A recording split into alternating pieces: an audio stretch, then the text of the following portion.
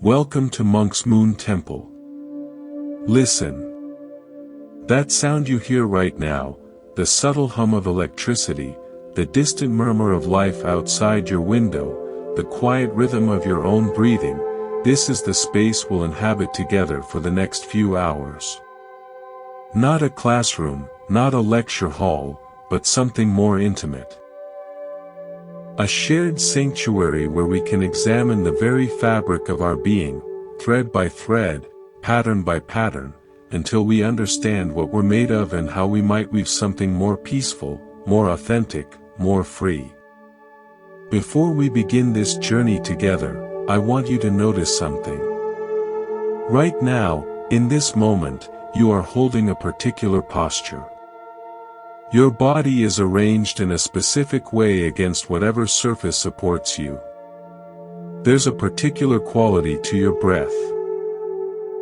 Maybe shallow, maybe deep, maybe somewhere in between. Your mind holds a specific texture, expectant, weary, curious, skeptical. All of this entire constellation of body and mind, is the starting point. Not some idealized version of yourself you think you should be, but this actual, living, breathing reality. This is the only place any real transformation can ever begin. My own journey with these teachings began over 35 years ago, though it feels both like yesterday and several lifetimes. It started not in a temple, but in the middle of an ordinary life that felt anything but ordinary. It felt chaotic, painful, and strangely empty despite being full of activity. What I discovered along the way, through studying with teachers in Asia and the West, through years of silent retreat and daily practice in the midst of family and work, was something startlingly simple yet endlessly profound. We are not passive recipients of our lives. We are active participants in every moment.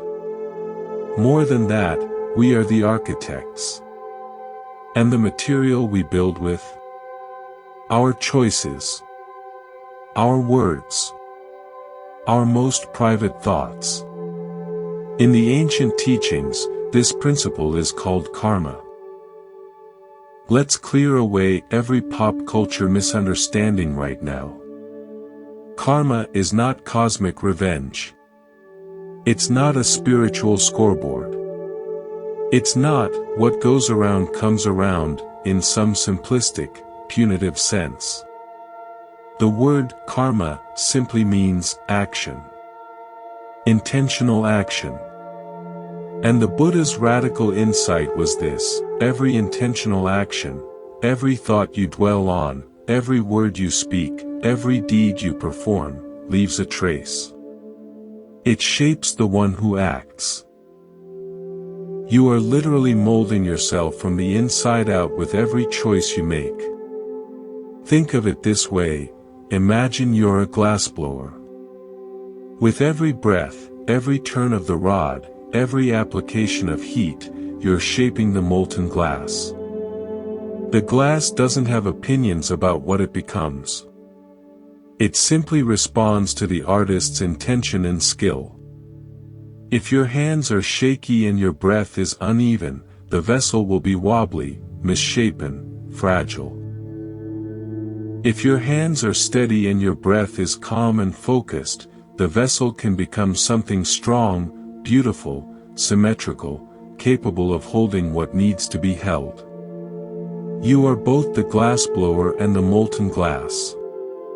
Your mind's intentions are the breath and the heat.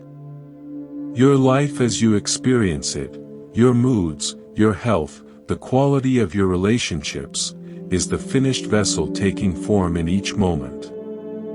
There's no external judge handing out A's or F's. The quality of the vessel is its own evidence. The peace or the turmoil you feel is the direct result of the kind of craftsmanship you've been applying to your own being. This might sound overwhelming. You might be thinking of all the shaky breaths and clumsy movements you've made, all the misshapen moments of your life. But here's the hope embedded in this truth: if you are the shaper, then you can learn to shape differently. Right now. With your very next intentional breath.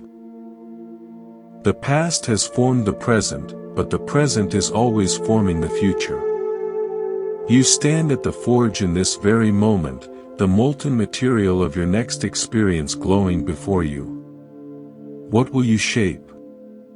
To understand this process, we need to look at the most fundamental level of our shaping, the level of thought. The Buddha's famous opening lines of the Dhammapada state, "Mind precedes all phenomena." Mind is their chief. They are all mind-made. Your world, as you experience it, is painted with the brush of your mental habits. Before we look at the big, visible actions, we must look at the tiny, repetitive, often invisible actions of the mind. The grooves we wear down with our constant inner commentary. This is where our real karmic landscape is formed. Let me share a story with you, one that originated not in ancient India but from a place of high, thin air and unwavering wind. High in the Himalayan plateau, where the sky feels close enough to touch and the air carries the scent of snow and juniper, lived an old shepherd named Tenzin. His world was one of elemental simplicity, the needs of his few sheep, the turning of the seasons, the rhythm of walking from pasture to pasture. Among his meager possessions, one was treasured above all, a simple porcelain cup. It wasn't ornate. It was milky white, thin, with a single cobalt blue line circling its rim. A traveling monk had given it to his grandfather, and it had passed down to him. It was his one object of delicate beauty in a world of rock and wool and wind. Every morning, Tenzin would use this cup for his butter tea. The ritual was sacred to him. He would heat the water over a fire of dried dung, whisk in the tea brick and salt and butter, and pour the steaming, fragrant liquid into his cup. He would cradle it in his calloused hands, feeling its warmth seep into his bones, and he would sip slowly, watching the dawn paint the peaks in shades of rose and gold. One morning, a particularly bitter one where frost silvered the ground, the inevitable happened. As he poured the tea, his hands, stiff with cold, betrayed him. The cup slipped. It struck the stone hearth with a sound that was both shockingly loud and terribly final. A spiderweb of cracks appeared instantly, and then it collapsed into a dozen sharp, white pieces lying in a pool of spilled tea. A sound escaped Tenzin, not a word, but a raw, gut-punched exhale. All the air left him. He stood frozen for a long moment, watching the steam rise from the ruins of his ritual. The grief that washed over him was surprisingly vast, disproportionate to the loss of a simple cup. It felt like the loss of his grandfather, the loss of continuity, the loss of beauty itself. He didn't rage. He didn't curse the cold or his clumsiness. The fight simply wasn't in him. He knelt, the rough wool of his trousers scraping the stone. With immense care, as if handling holy relics, he began to gather the fragments. He didn't miss a single sliver. He placed them all in the palm of his left hand, feeling their sharp edges against his skin. He remained there, kneeling, for what felt like an age, just holding the broken pieces, feeling the weight of the loss settle into him. He didn't try to think his way out of it. He just felt it, the cold, the sharpness, the absence. Then, without any conscious decision, a movement arose. He didn't sweep the pieces into the fire. He didn't throw them away in disgust. He found a small, soft leather pouch, the kind used to hold sacred mantras. Gently, one by one, he placed every fragment inside. He drew the cord tight and tied the pouch to his belt, where it rested against his hip. Days turned into weeks. As Tenzin walked the high, winding trails with his sheep, his hand would often drift to the pouch. His fingers would trace its outline, feeling the jagged contours of the broken cup through the leather. At first, it was just a reminder of loss. But as the walks continued, something subtle began to shift. He started to notice other broken things in his landscape, but he saw them differently now. He saw a crack in a massive sheet of glacial ice, catching the afternoon sun so it gleamed like a vein of sapphire. He saw a centuries-old pine, its trunk split and twisted by lightning, growing in a shape more powerfully beautiful for its wound. He noticed the pattern of stars at night. Aren't they just brilliant fragments scattered across the immense dark? Even the mountains themselves, the mighty Himalayas, were born from unimaginable cataclysm and breakage, the collision of continents. The pouch on his belt ceased to be a container for grief.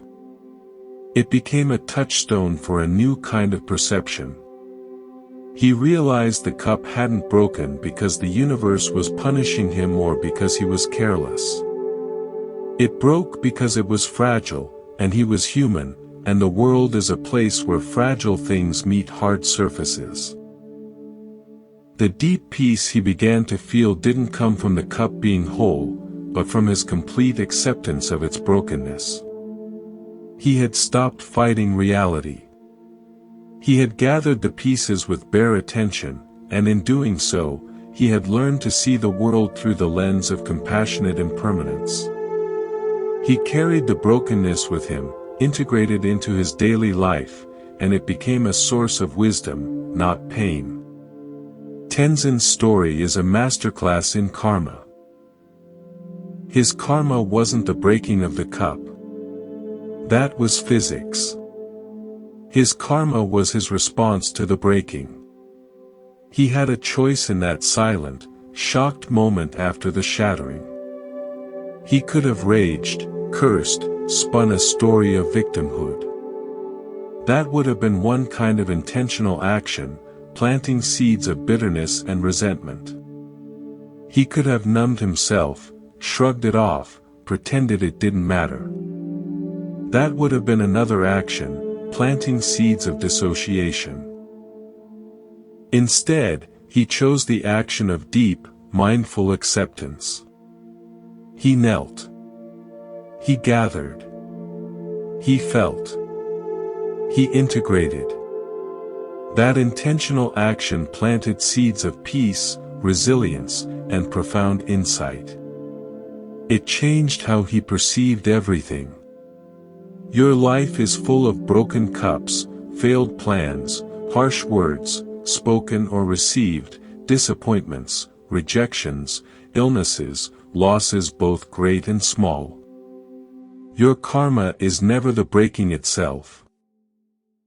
Your karma is always what you do in the quiet, pivotal moment after the sound of the shattering fades. Do you reach for the glue of blame and frantic repair? Do you turn away and drown the sound with distraction?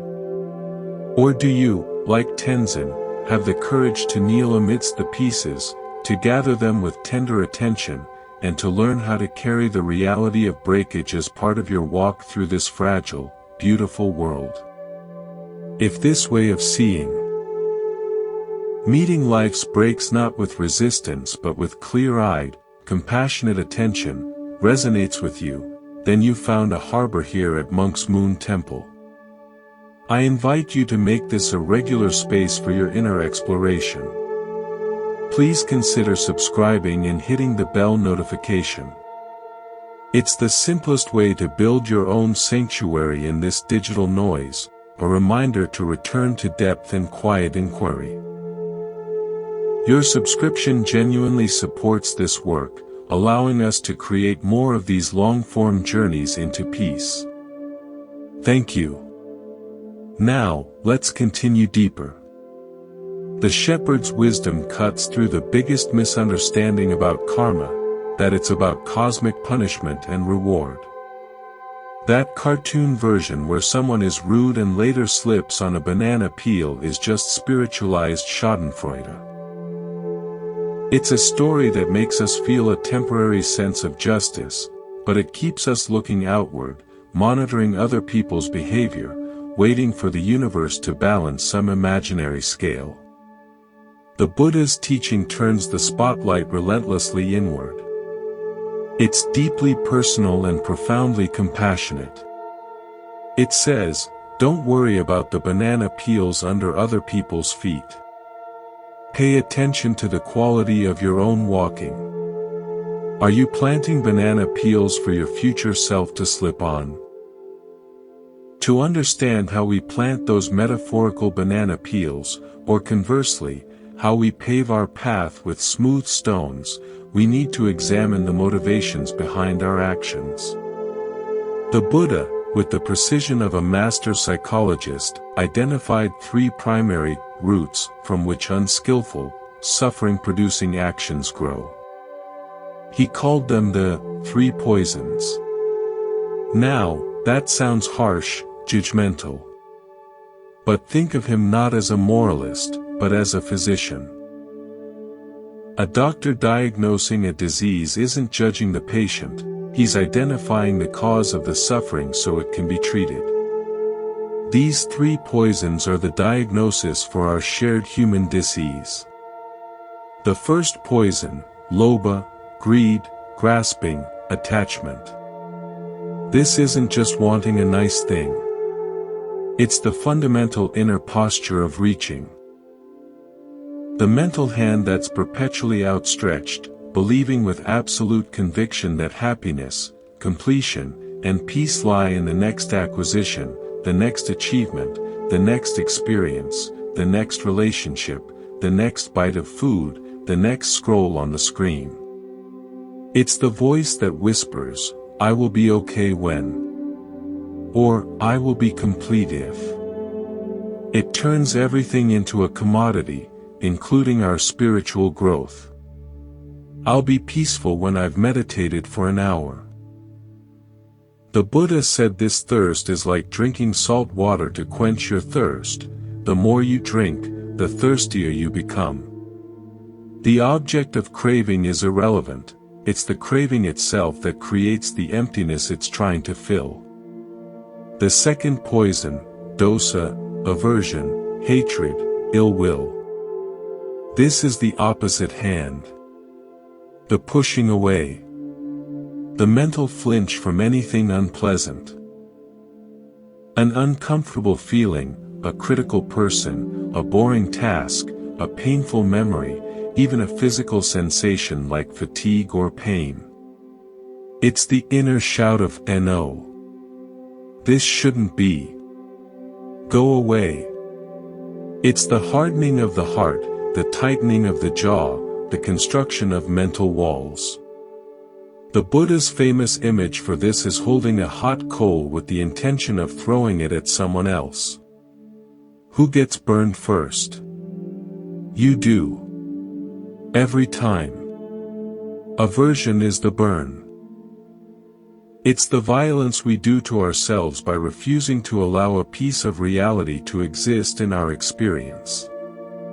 The third poison, moha, delusion, ignorance. This is the most fundamental, the dim light in the room that makes us mistake a rope for a snake. It's not stupidity. It's the basic misapprehension of reality. The belief in a solid, permanent, separate self or me at the center of the universe, who is the owner of experiences, the victim of circumstances, the one who needs to grab the pleasant and push away the unpleasant. From this core delusion, this mistaken belief in a separate self, lobha, grasping for what will please me, and dosa, pushing away what threatens me, arise naturally, automatically. It's the source code of our suffering. Every action born from these roots.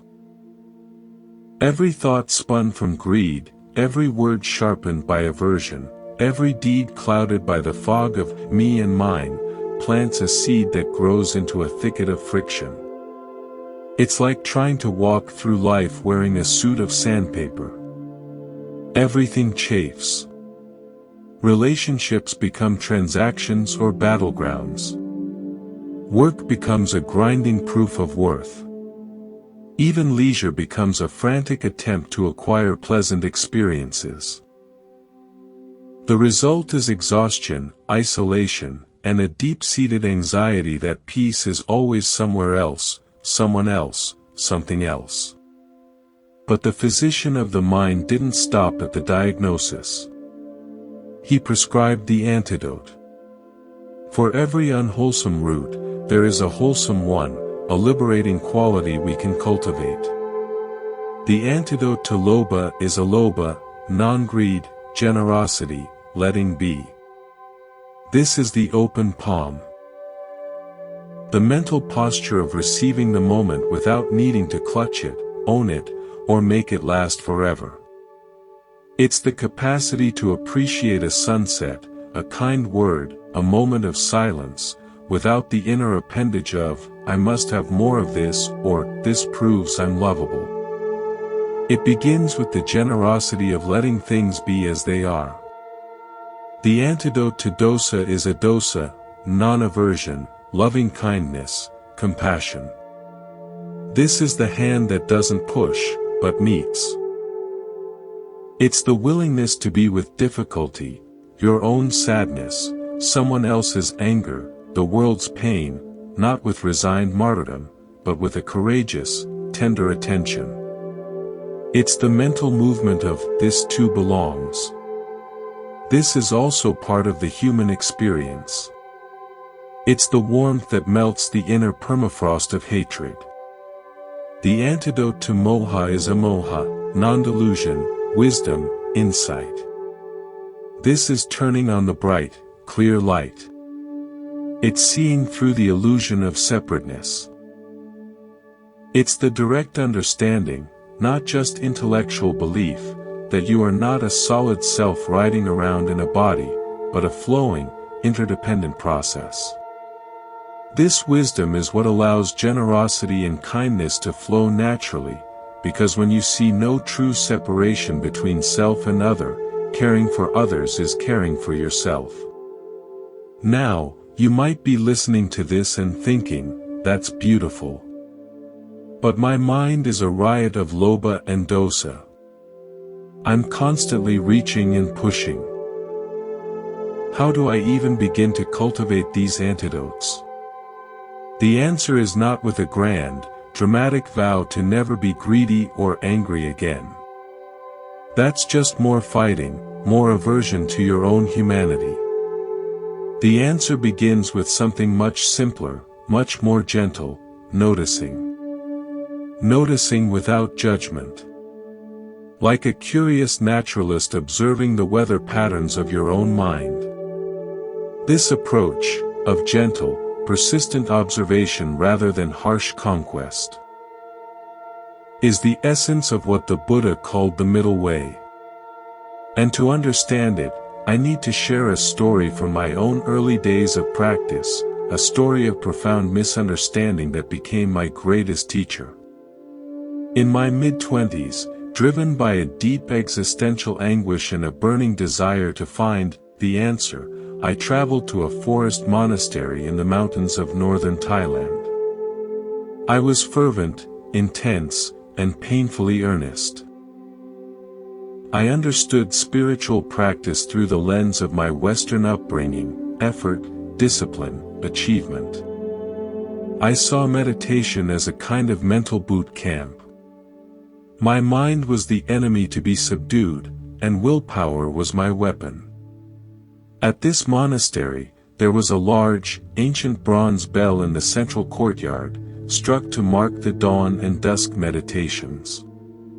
One week, I was assigned the duty of ringing the dusk bell. I approached this task with the solemn intensity of a warrior preparing for battle.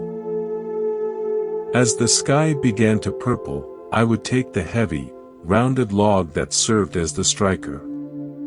I would plant my feet firmly in a wide stance, grip the log with both hands, and with all the strength and determination I could muster, I would smash it into the bell's side. The sound was deafening. A clang of pure, aggressive noise that shattered the evening quiet. It echoed off the monastery walls and the surrounding hills like a challenge, scattering birds from the trees. To me, it felt powerful. It felt like effort. It felt like dedication. I thought, this is what spiritual discipline looks like. No holding back. Total commitment.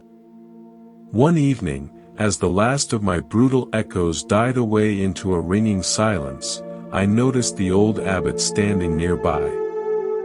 He was a small, thin man with skin like weathered parchment and eyes that held a deep, still calm. He hadn't been watching me, he had just been walking through the courtyard.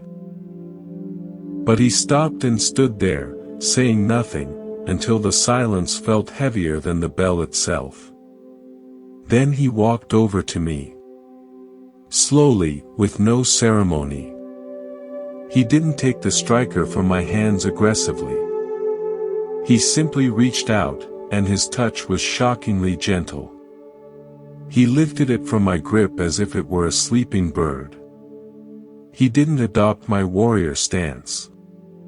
He just stood naturally, relaxed. He let the striker hang from its rope, a natural, effortless extension of his arm. He looked at the bell, not as an adversary to be conquered, but with a quiet, intimate familiarity, like looking at an old friend. Then, with a motion that seemed to originate not in his shoulders but somewhere deeper in his center, a flowing, wave-like motion, he swung the striker. It didn't smash. It kissed the bell. The sound was utterly different. It didn't clang. It sang. It was a deep, round, resonant tone that seemed to come from the very heart of the bronze. It poured out like liquid gold, filling the courtyard, the trees, the twilight air, and my own chest. It didn't assault the silence, it married it. The sound was vast and peaceful, seeming to go on and on, softening and blending into the gathering dark until it was impossible to tell where the sound ended and the silence began. He handed the striker back to me. His eyes met mine, and in them I saw no criticism, only a boundless, quiet kindness. He said, in his broken English, "Bell has own sound. Always there. You not make sound. You let sound be. Your job, be like breeze. Gentle. Bell rings itself." Then he smiled slightly and walked away, leaving me standing there, utterly undone. That moment was my first true, visceral understanding of the middle way. I had been living at one extreme, the extreme of harsh, forced, aggressive effort. The spiritual athlete, who believes peace must be manufactured through strain and struggle. The other extreme, of course, is its opposite: indulgence, laziness, passivity, no effort at all. Just lying in the hammock of distraction and calling it acceptance. The middle way is the gentle, consistent breeze. It is effort without strain. Discipline without violence. Intention without grasping. It's showing up to ring the bell every day. That's the effort, the commitment. But you show up with an open hand and a soft heart. You don't try to create a sound the bell doesn't possess. You simply provide the conditions, the gentle, precise contact. For the bell's own true, beautiful sound to be revealed. You trust that the sound of peace, of your own true nature, is already there, waiting within the bronze of your being. It doesn't need to be manufactured by force, it needs to be allowed by gentle attention. The Buddha discovered this after his own years in the extreme of asceticism, starving himself, holding his breath, undergoing terrible mortifications. He realized that beating the body into submission didn't free the mind. It just imprisoned it in a new kind of agony, the agony of self-punishment. His famous acceptance of the bowl of rice milk from the woman Sujata was the ultimate middle way act. It was allowing nourishment, allowing gentleness, allowing the body its due. That simple act of permission, of meeting his genuine need with wisdom rather than rigid ideology, was the turn that opened the door to his awakening. He stopped fighting reality, including the reality of his own hungry body, and in that cessation of war, everything became clear. So how do you find this breeze-like effort in your own life? It begins by tuning out the noise of shoulds and tuning into the subtler signals of your own being. It requires recognizing that you, like all of nature, move through seasons. The concept of the middle way isn't about finding a static, comfortable midpoint between work and laziness and parking yourself there forever. That would be another kind of rigidity. True middle way is dynamic, responsive, wise. It's more like expert sailing than sitting on a fence. You trim the sails, adjust the rudder, constantly responding to the changing winds and currents. Sometimes you tack hard against the wind, sometimes you run with it. The skill is in the responsive adjustment, not in holding a single, fixed position. This means you must become a sensitive observer of your own inner weather. You have seasons, just like the earth does. There are times of expansive, bubbling energy, call it your inner spring. Times of bright, productive growth and full expression, your summer. Times of releasing, harvesting, letting go, autumn. And times of necessary inward retreat, consolidation, and deep rest, winter. Most of our suffering comes from being a winter season person trying to follow a summer season manual. We judge our need for rest as laziness. We see our natural autumn release of old projects as failure. Or conversely, we might be in a powerful inner spring, energy bursting, but we hold back out of fear or habit, staying in the safe dormancy of winter. The middle way asks, what season are you in right now? And what is the wise, sustainable, compassionate action for this particular climate of your being? Let me illustrate this with a story about stewardship, set in a place where the rhythm of the seasons is the very rhythm of life. In the ancient, UNESCO-protected city of Luang Prabang, Laos, nestled between the Mekong and Nam Khan rivers, there is a centuries-old wooden library. It's not a grand building, but a beautiful, weathered structure, its teak walls dark with age and humidity, holding palm leaf manuscripts and fragile paper texts that are hundreds of years old. The keeper of this library for the past 50 years was an elderly man named Mr. Sivong. He was a slight, quiet man with eyes that held the patience of the river itself. His approach to preservation was not learned from modern conservation manuals, but from a lifetime of intimate dialogue with the place. A Western expert in archival science once visited, full of concern. He was armed with data on ideal temperature and humidity ranges, and he carried portable dehumidifiers and hygrometers. He was aghast at Mr. Sivong's methods. "Your approach is unscientific," the expert insisted. "You must maintain a constant environment. 68 degrees Fahrenheit, 45% relative humidity, year-round. That is the standard." Mr. Sivong listened politely, then smiled gently. He led the expert to a window overlooking the mighty Mekong, its brown waters flowing steadily, its level changing daily with rains far upstream. "Look at the river," Mr. Sivong said. "Is it constant?" "Well, no, but—" "And the air," Mr. Sivong continued, gesturing to the lush, tropical greenery. "In the hot season, it is dry and dusty. In the monsoon, it is so wet you can drink it by breathing. Is it constant?" "The environment is hostile to preservation," the expert argued. Mr. Sivong shook his head. "To fight the river, the sun, the air, this is to break the paper. The paper was made from the trees that drink this air, near this river. To put it in a sealed box is to kill it slowly in another way. My way is not to fight, but to dance." He then explained his dance.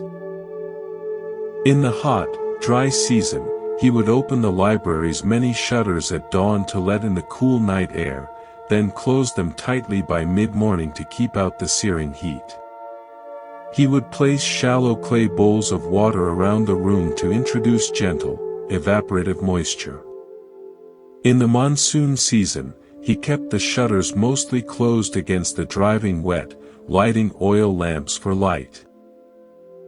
Every day, he would walk the rows of shelves, running a soft feather duster over the manuscripts, not just for dust, but to feel for the first faint whisper of mold, brushing any spores away before they could take hold. In the cool, dry season, he threw the shutters wide, letting the sun stream in for hours, airing out the very soul of the paper and ink. "Constant is dead," Mr. Sivong said softly. "The river is alive. The library is alive. My job is to help them live together. I do not impose a condition. I respond to the condition. That is preservation." The expert left, frustrated and unconvinced. But the manuscripts, under Mr. Sivong's care, had survived centuries in the tropical climate, while many in controlled environments elsewhere had succumbed to brittleness or chemical degradation from the very systems meant to save them. Mr. Sivong was a master of the middle way applied to stewardship. He didn't have a rigid, one-size-fits-all rule. He had a deep wisdom that allowed for fluid, intelligent response. He applied effort, opening, closing, damping, drying, brushing, but it was effort in harmony with the environment, not in a battle against it. You are the librarian of your own life, and your body-mind is the ancient library. You have intellectual, emotional, and physical manuscripts, your health, your relationships, your projects, your peace. When you're in an inner winter, feeling depleted, grieving, recovering from illness or burnout, the middle way action isn't to force yourself into a vigorous, new year, new you routine. That's like opening the monsoon shutters and expecting the pages not to warp and rot.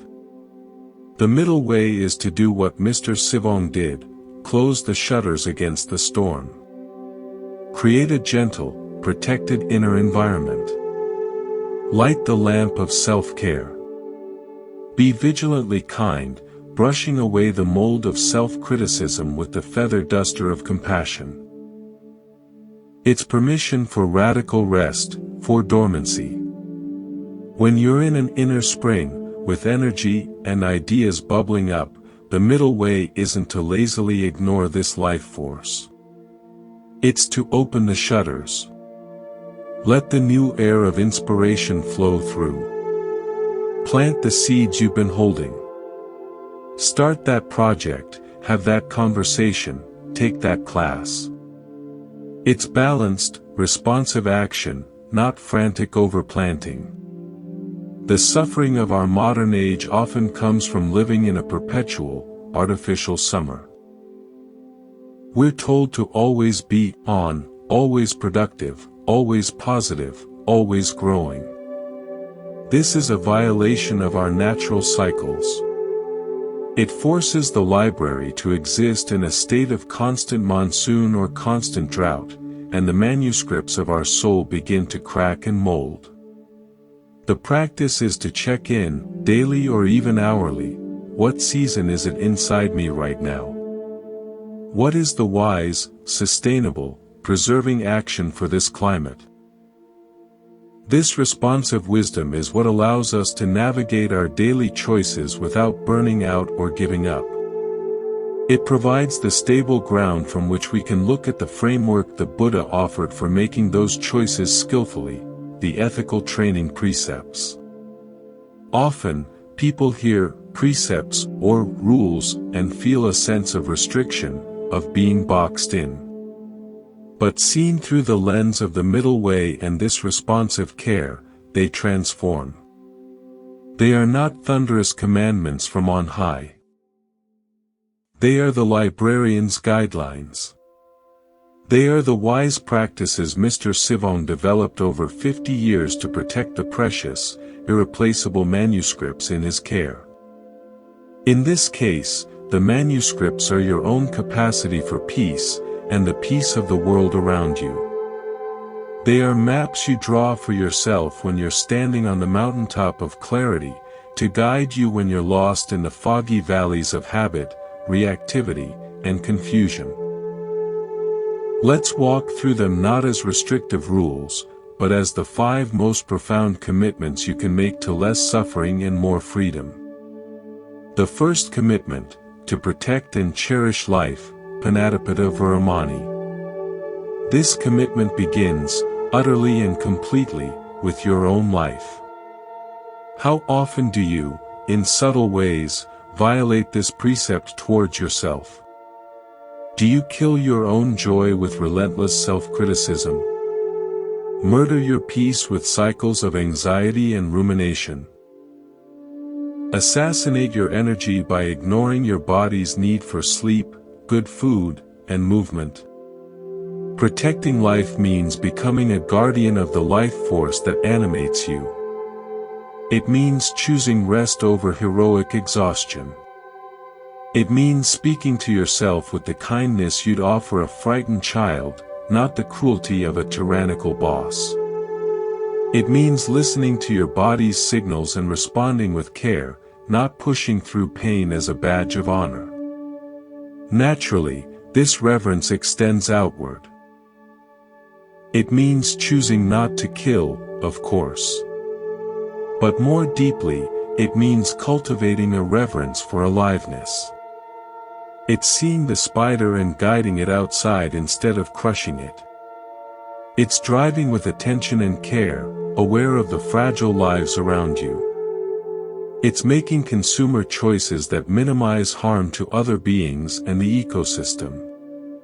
It's the fundamental recognition that the will to live, to be free from suffering, is the same in all of us. When you protect life, you align yourself with the most basic force in the universe, the urge to be, to thrive. You become a friend to existence, and in doing so, you find your own life becoming more friendly, more vibrant, more worth protecting. The second commitment, to practice generosity, to take only what is freely given, Adinadana Viramani. This is the active, joyful antidote to the poison of greed, of clinging. It's training in the open palm.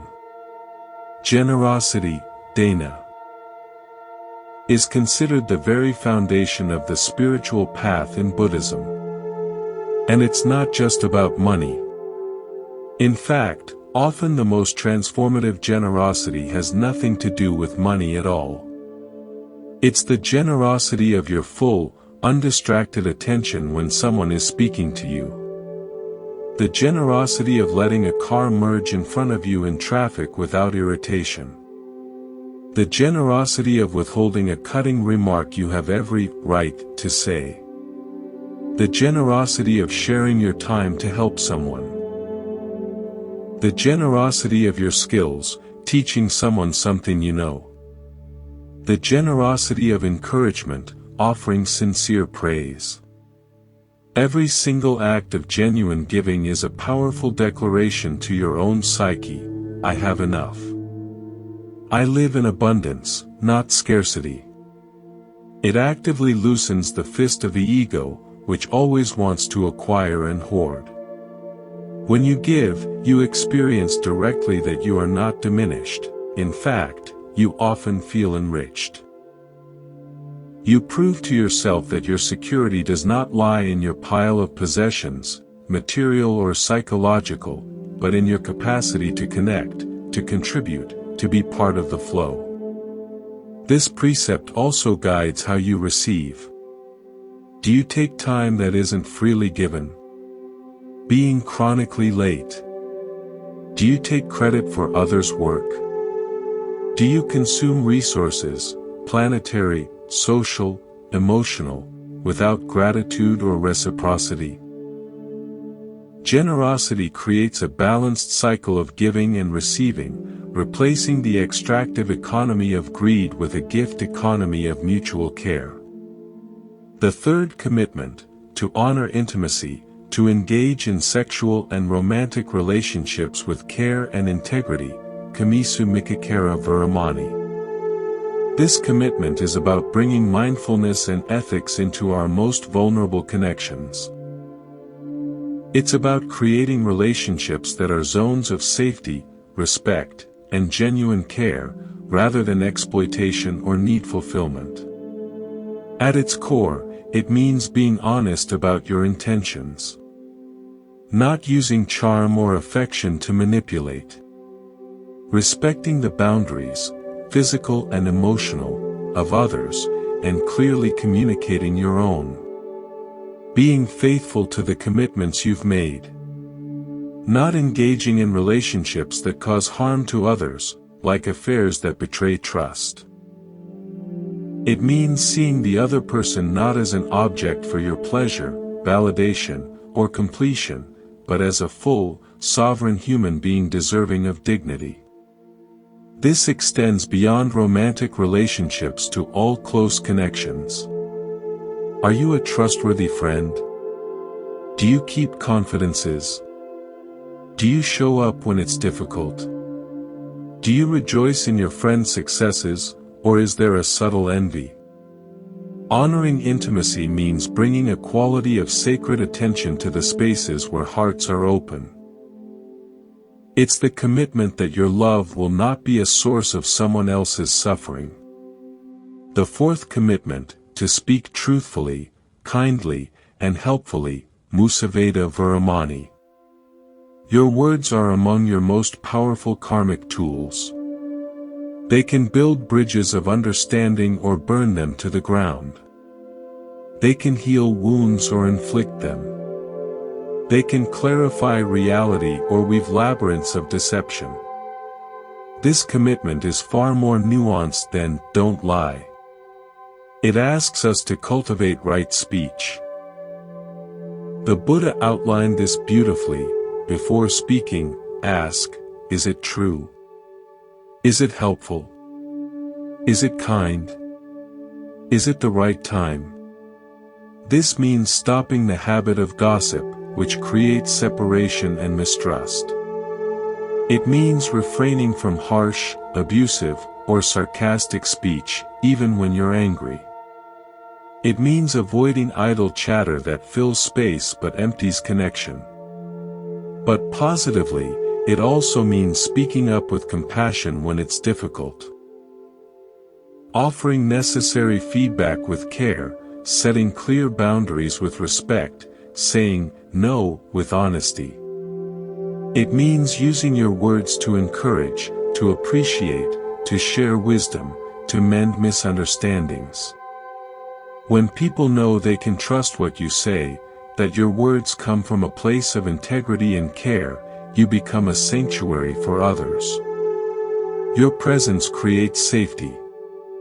The fifth commitment, to cultivate clarity, to guard the mind from intoxication, Suramaya Maja Pamadathana Varamani. This final commitment is the guardian of all the others. It's about protecting the instrument of awareness itself. What are you consuming that clouds the mind? The traditional focus is on alcohol and drugs, and for good reason. A clouded mind cannot keep the other commitments. It loses judgment, restraint, and sensitivity. But intoxication is broader. What about the intoxication of endless, mindless scrolling through social media, which leaves you agitated and comparative? The intoxication of binge-watching television to numb out. The intoxication of compulsive shopping, or even of workaholism, using busyness as a drug to avoid feeling. The intoxication of certain foods that lead to mental fog and lethargy. This precept isn't about a puritanical rejection of pleasure. It's about wisdom. It asks, does this substance or activity help me stay awake, present, clear, and compassionate? Or does it pull me into heedlessness, Pameda? A state of foggy, automatic pilot where I am more likely to cause harm to myself and others. Your mind is the lens through which you see everything. If the lens is smeared with the grease of intoxication, you cannot see reality clearly, and all your actions will be misguided. Cultivating clarity means making choices that polish the lens: meditation, mindful consumption of media, time in nature, good sleep, nourishing food, inspiring company. These 5 commitments are not a cage. They are the trellis. They don't restrict the vine of your life, they provide the structure that allows it to grow upward toward the light, strong and beautiful, rather than sprawling tangled on the ground in a mess of unchecked habits. When you undertake them not as burdensome rules, but as gifts of love to your future self, as the wisest promises you can make to protect your own peace, your entire karmic direction begins to shift. You start planting seeds for a harvest of integrity, trust, and profound inner stability. But ethics, as crucial as they are, represent only one wing of the bird. The other wing, equally essential for flight, is the direct training of the mind, meditation. And here, perhaps the greatest misunderstanding of the spiritual path occurs. We often think meditation is about achieving a special, blissful, thought-free state. We think it's about getting somewhere. In truth, it's about being here. It's not about achieving a special state, but about cultivating a special relationship to all states. Let me explain this through a story about a different kind of journey. In the ancient, eternal city of Varanasi, where life and death performed their daily dance on the banks of the Ganges, there was an old ferryman named Gopal. For over 60 years, his calloused hands had gripped the oars, rowing pilgrims, locals, and sometimes the dead, back and forth across the holy river's wide, brown expanse. The river was his life, and he knew it in all its moods. In the monsoon, it was a roaring, swollen beast, fierce and unpredictable, carrying entire trees in its current. In the summer, it grew lazy and shallow, revealing sandbars and the skeletons of old boats. At dawn, it could be a mirror of perfect calm, reflecting the pink sky and the silhouettes of temples. At sunset, it blazed with liquid fire. One day, a young seeker from the West, earnest and laden with books on enlightenment, hired Gopal's boat. As they pushed off from the ghat, the young man asked, "Gopalji, they say you have crossed this river tens of thousands of times. You must be very close to God. What is the secret of the perfect crossing? How do you reach the other side in perfect peace?" Gopal didn't answer immediately. He rowed for a few minutes, his movements rhythmic and effortless. Then he rested the oars, letting the boat drift in the gentle current. He pointed at the water flowing past the hull. "Do you see?" he said, his voice as rough as the riverbank. "The river does the work. The current wants to carry the boat. My job is not to fight the river. It is not to worship the river. It is not to become one with the river in some magical way. My job is to know the river. To feel its pull in the wood of my boat, in my own bones. To adjust my oar to its mood." He demonstrated. "See now. The current is mild. I guide. A little push here, a little pull there. I let the main current do the work." He pointed upstream. "But there, near that bend, is a whirlpool. If I am not knowing, not paying attention, it will catch us and spin us. So when we get close, I will put my back into it. I will push hard against its pull, just for a few strokes, until we are past. And sometimes," he said, pointing to a chaotic flotilla of floating flowers, logs, and debris coming downstream, "sometimes, I must wait. I hold the boat steady against the flow, oars digging in, until the chaos passes. Then I continue." He looked at the young man, his eyes the color of the river mud, deep and knowing. "The perfect crossing," Gopal said, dipping his hand into the cool water, "is not smooth. It is not fast. It is attentive. It is meeting this river, right now, with this boat, these passengers, and responding. No panic. No pride.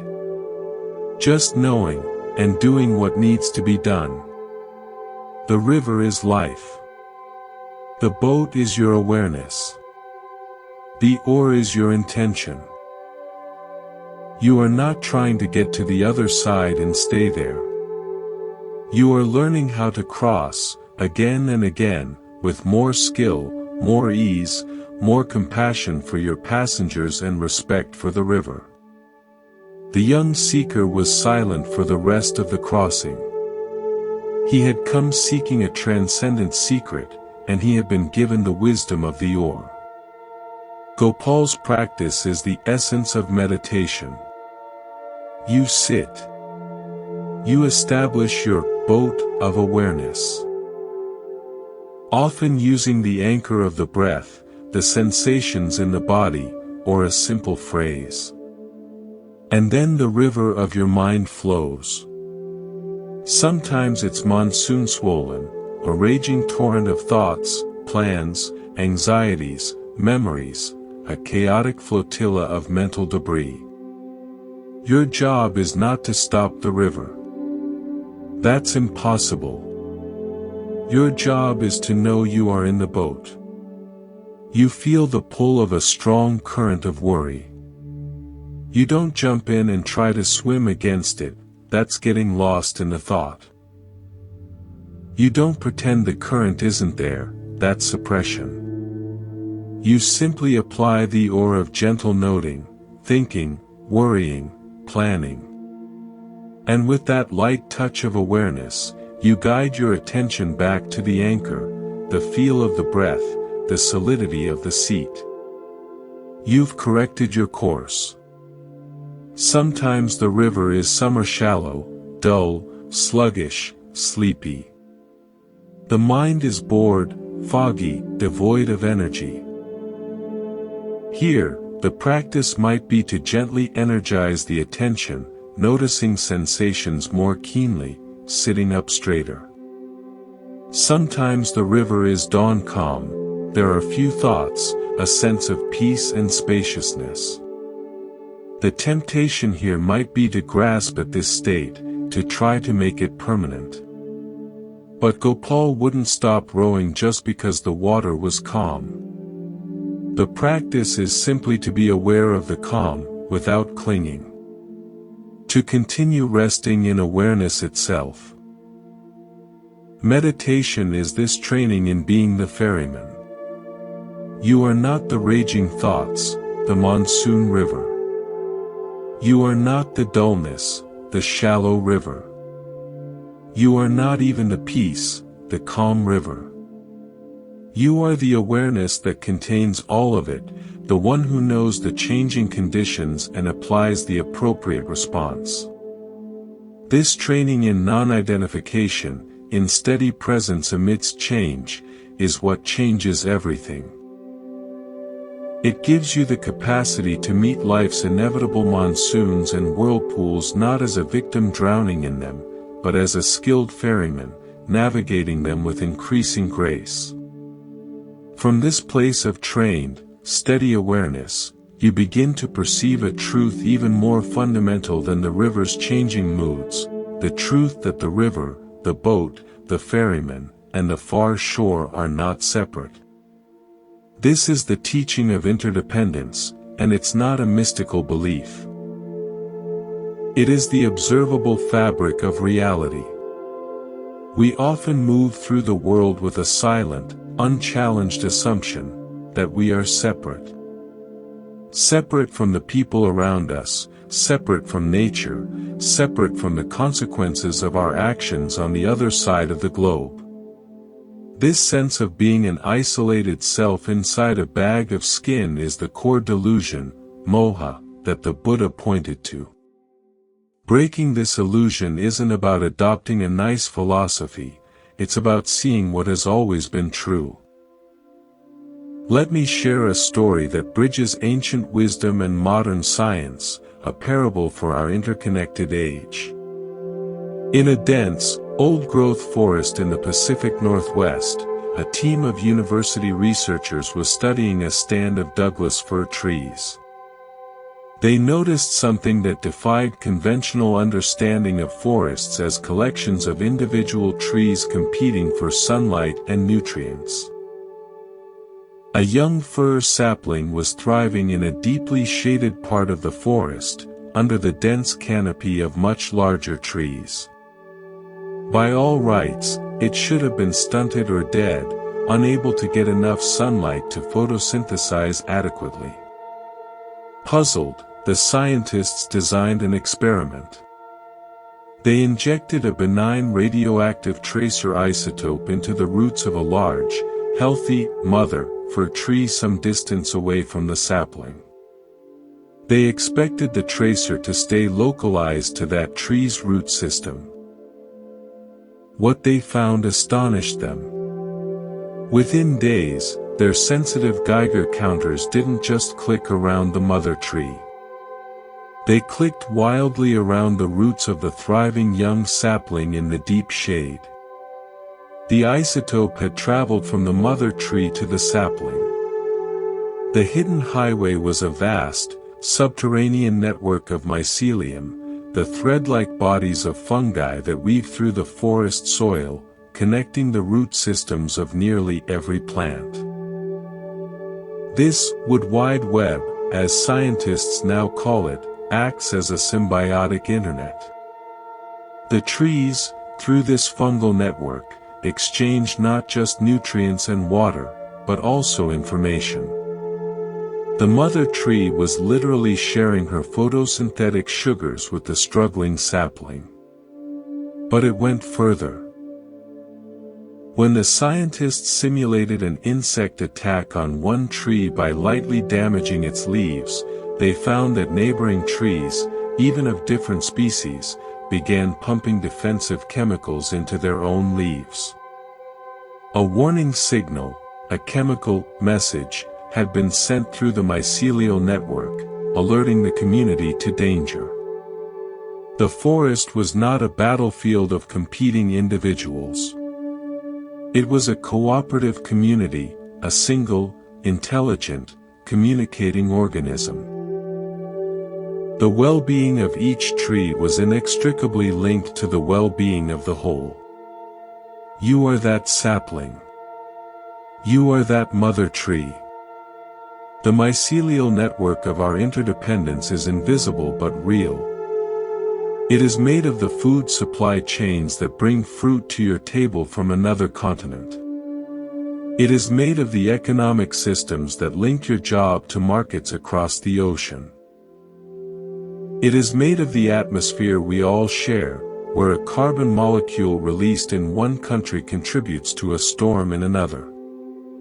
It is made of the Internet of Minds, where an idea, a meme, a fear, or an act of kindness posted online can ripple across the globe in hours.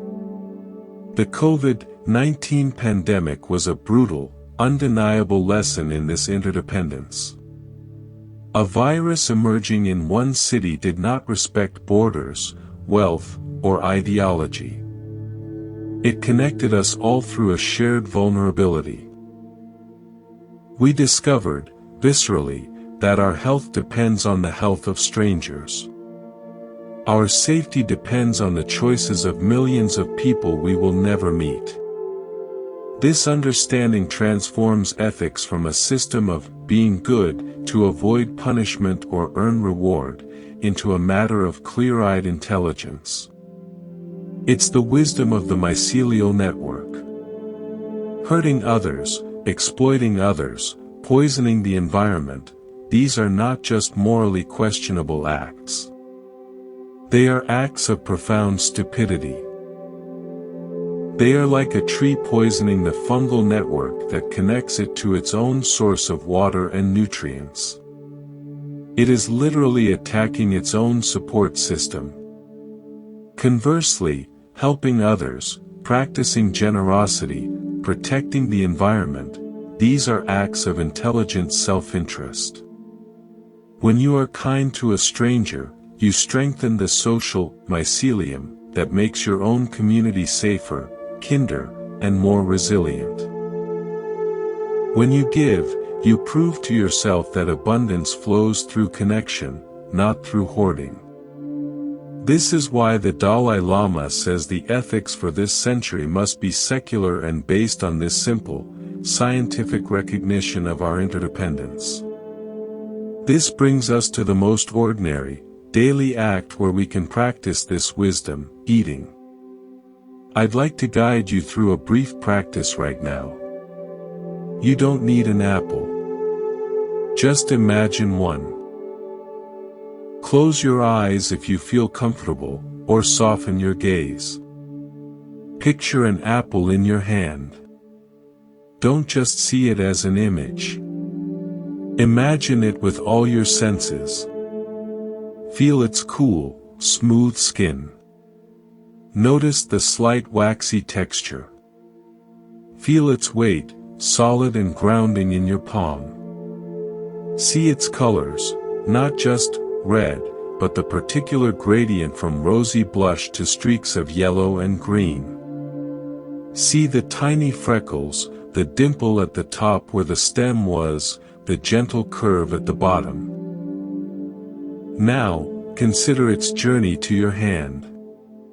See the apple blossom in spring, a delicate pink-white star braving a late frost.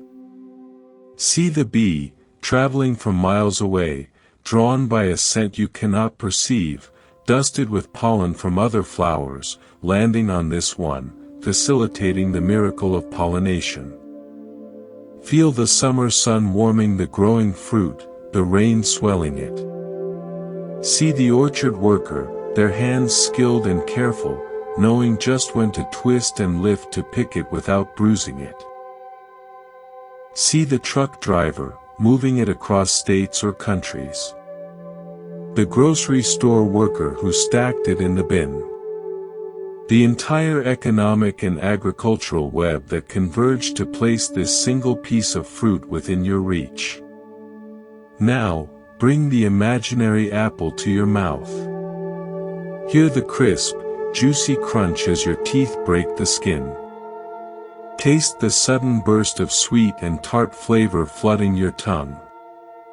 Feel the texture of the pulp as you chew, the way it breaks down. Sense your body receiving it.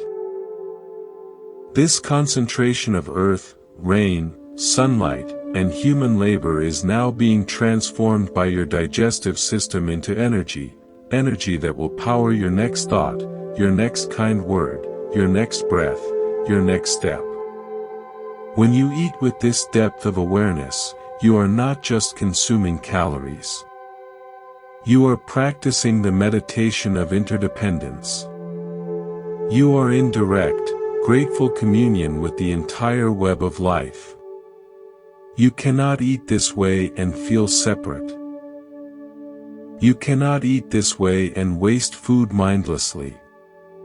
You see your plate as a junction point in the mycelial network of existence. This is karma in the kitchen.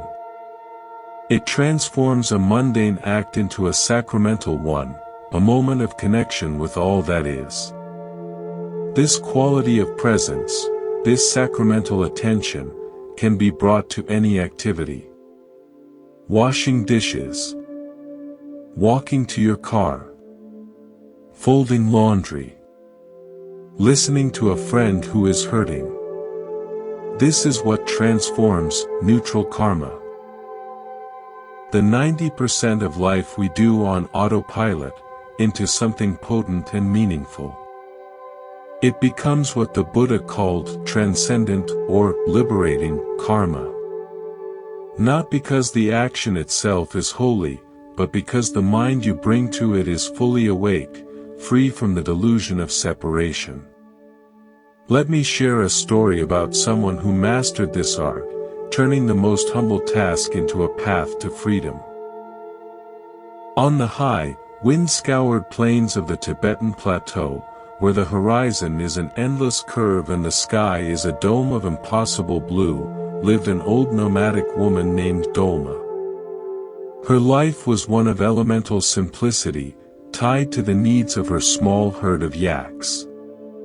One of her primary daily tasks, considered the lowliest of chores, was gathering dried yak dung for the cooking fire. To an outsider, it seemed a dirty, monotonous job.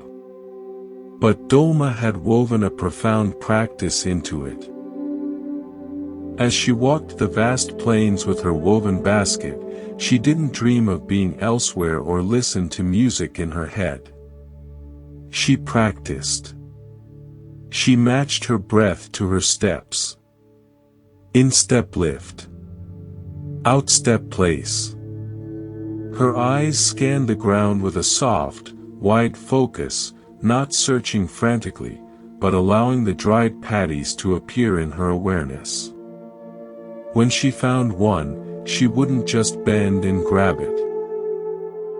She would squat down, her movements economical and fluid, a dance of efficiency born of a lifetime. She would observe the dung patty, the way it had cracked in the intense sun into a mosaic pattern, the imprint of the grasses it contained, its transformation from waste to fuel. She would pick it up, feel its lightweight, fibrous texture, and place it in her basket not with disgust, but with a kind of reverence. Not for the dung itself, but for the completeness of the cycle it represented. Grass grows, yak eats grass, yak produces waste, waste dries, waste becomes fire, fire creates warmth, warmth cooks food, food sustains life. She saw herself as a humble participant in this sacred, circular economy of life. One bitter evening, a blizzard swept across the plain unexpectedly. A young anthropologist from the city, who had been camping nearby to study nomadic life, found himself trapped in his thin tent, freezing, his modern stove out of fuel. As night fell and the temperature plummeted, desperation drove him to stumble through the driving snow to Dolma's felt-covered yak hair tent. She welcomed him in without question. Her space was warm, smoky, and smelled of butter, tea and earth. She stoked the iron stove, the fire fed by the dung she had gathered, and poured him a bowl of salty, life-giving tea. As he thawed, shivering turned to relief, he asked her, through a translator, "This work you do, gathering dung, day after day. Don't you find it boring? Degrading?" Dolma looked at him, her face a beautiful map of sun and wind lines, her eyes holding the calm of the high plateau. She smiled, a smile that held no resentment, only quiet amusement. "Bored?" she said. "How can I be bored? I am walking on the body of the Earth Mother. I am breathing the breath of the Sky Father. With each step, I am participating in the great turning. Each piece I pick up is a teacher. It teaches me impermanence. What is food becomes waste, becomes warmth. It teaches me non-attachment. I pick it up, but I do not cling to it. I let it become fire. This basket," she said, patting the woven rim, "is my meditation hall. The ache in my back from bending is my teacher of patience. When I place the dung on the fire and watch the flames dance, that is my light of wisdom, showing me how transformation works. It is all right here. There is no separation between this work and my practice. It is all the path."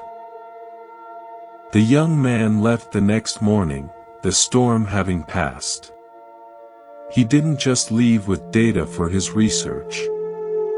He left with a lesson that would change his life. Freedom isn't found by escaping your circumstances, but by bringing such full, awake presence to them that the distinction between sacred and mundane dissolves. Dolma's life embodies transcendent karma. For her, there was no waiting for a better time, a purer place, a more spiritual task. Her mindfulness while gathering dung was her meditation. Her gratitude for the simple cycle of life was her worship. She didn't need a quiet cushion in a monastery, the whole vast plateau was her temple. She was free because she was fully present, fully engaged, fully in relationship with her world, exactly as it was. This is the invitation for us, to stop postponing our peace until our chores are done, until we have more time, until we're on retreat. The retreat is here, in the middle of your messy, ordinary, beautiful life. The path is washing your dishes with attention. The path is driving to work without raging at traffic. The path is listening to your child or your partner with your full heart, not just your half attention. When you bring the Ferryman's awareness to these moments, you are practicing just as surely as Dolma on the plateau.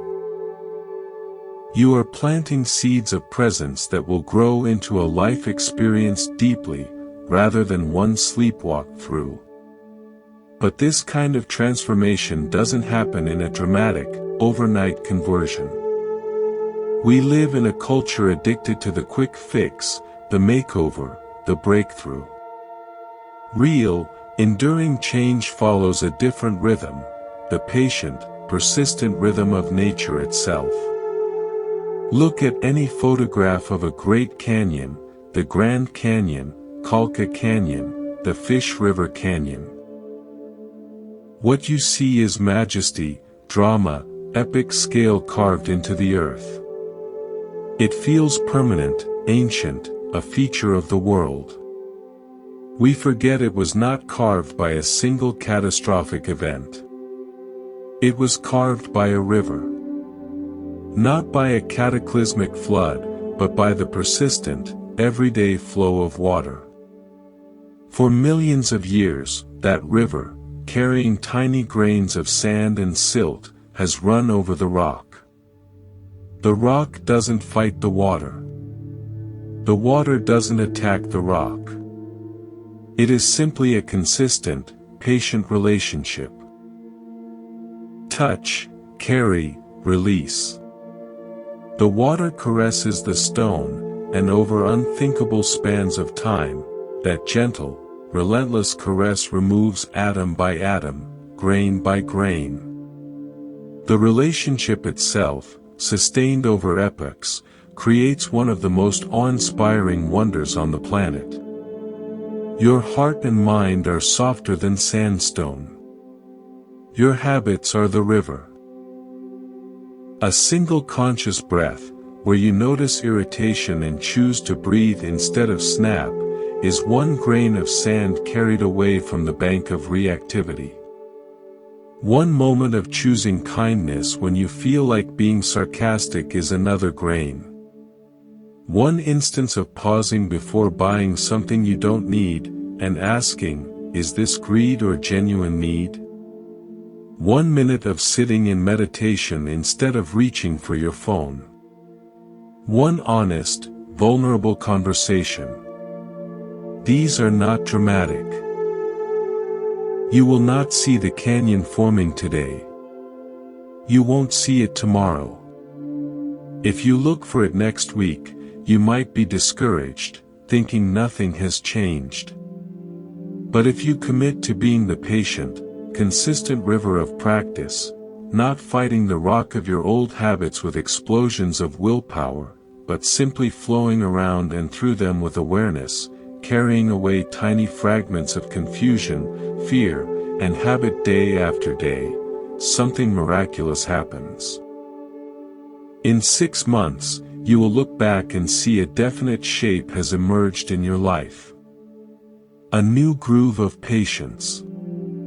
A small but real channel of kindness. In a year, the shape will be clearer. In 5 years, you will look into your own being and see a gorge of newfound peace, resilience, and wisdom carved by the steady flow of your practice. You are both the river and the canyon. The practice is the flowing water, the result is the beautiful, enduring shape of your character. Trust the process. Be the patient river. This patient work requires a particular kind of fuel, a particular kind of effort, not the sprinting, willpower-based effort that burns out, but the enduring, resilient energy of a deeply rooted living system. In the sacred city of Anuradhapura in Sri Lanka, spreading over nearly 2 acres, grows the Sri Mahabodhi. It is a banyan tree, Ficus religiosa, and it is revered as the oldest living human-planted tree in the world with a known, documented planting date. It was planted as a sapling in 288 BCE, over 2,300 years ago, from a cutting of the original Bodhi tree under which the Buddha attained enlightenment. Consider that timeline. 23 centuries. It has survived monsoons, droughts, invasions by foreign armies, periods of neglect, and the modern assaults of pollution and tourism. How? Not by being a single, rigid, unyielding trunk. That would have made it vulnerable to being toppled by a single storm. The banyan has a unique survival strategy. From its wide-spreading branches, it sends down aerial roots. These roots grow downwards, and when they reach the soil, they thicken and become new, secondary trunks, supporting the ever-expanding canopy. A single banyan can appear as a small forest. The tree is not one central pillar, it is a vast, interconnected, self-supporting web. If one trunk is damaged by disease, lightning, or age, the others continue to nourish the whole organism. Its strength is in its interconnectedness, its multiplicity of supports. Your spiritual energy, your viriya, or right effort, in the Eightfold Path, should be like the banyan tree. Do not rely on a single, brittle pillar of willpower. I will meditate for an hour every day no matter what. That kind of effort is like a lone tree trunk. When life gets stormy, when you get sick, when work is overwhelming, when grief strikes, that single pillar can snap, and you're left feeling like a failure, having broken your streak. Instead, cultivate the banyan strategy.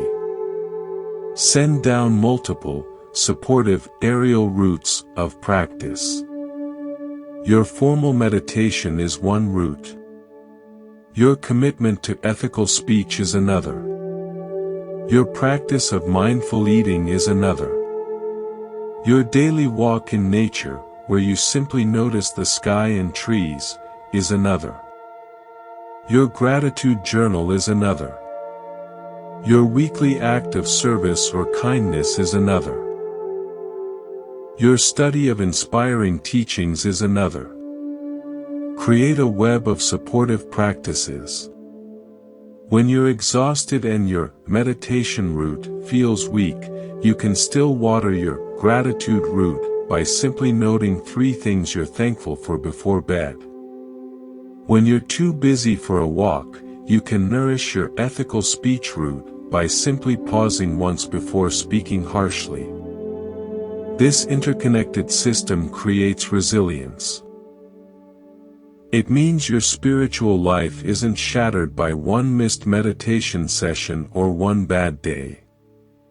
You have other roots drawing nourishment. This is how you build endurance. You become unshakable not because you are hard and rigid, but because you are wisely, flexibly supported from within by a network of wholesome habits. With this resilient energy and patient, river-like practice, you will inevitably begin to encounter the deep, old patterns that have been running your life. The sankharas, the mental formations, the conditioned software of your personality. Releasing these is not an act of violent deletion. It is an act of gentle redirection, of remembering a wiser course. We all have them, those automatic reactions that seem to bypass our conscious choice. The defensiveness that flares when criticized. The reach for the phone or the snack when bored or anxious. The old story of, "I'm not enough," that plays like a broken record. These are the grooves worn deep in the riverbed of the mind by the repeated flow of past thoughts and actions. The Buddha's teachings on sankhara, formations, and anatta, not self, help us work with these not as enemies to destroy, but as old habits to understand and gently outgrow. The process is less like attacking a fortress and more like ecological restoration. Let me share a personal story that taught me this. I grew up near a river in the American Midwest.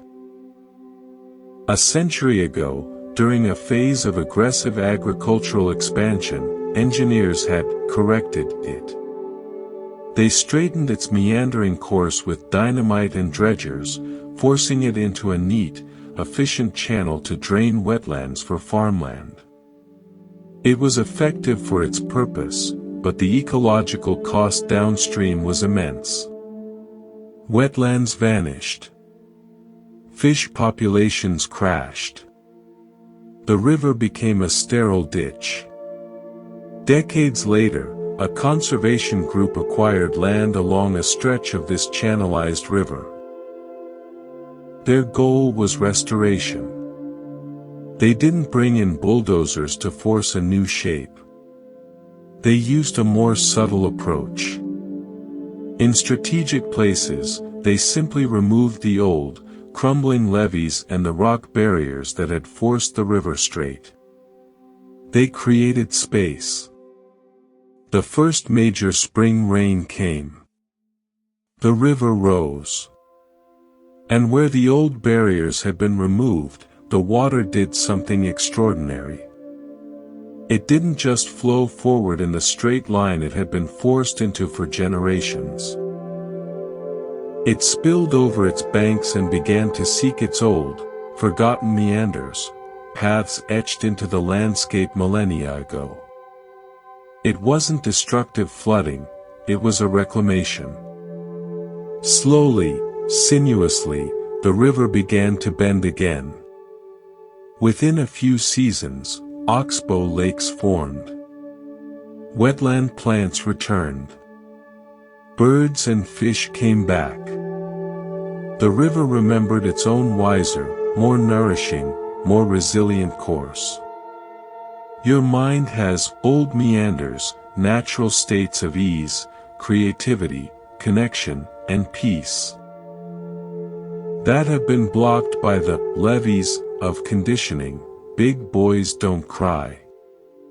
Your worth is what you produce. Vulnerability is dangerous. I must be perfect to be loved. These levees were built for reasons, often in childhood, to navigate a difficult emotional landscape. They served a purpose then. But now, they constrict the natural, healthy flow of your being. The practice of release is not about attacking these levees with the bulldozer of positive affirmations or aggressive self-improvement. That just creates more rubble and resistance.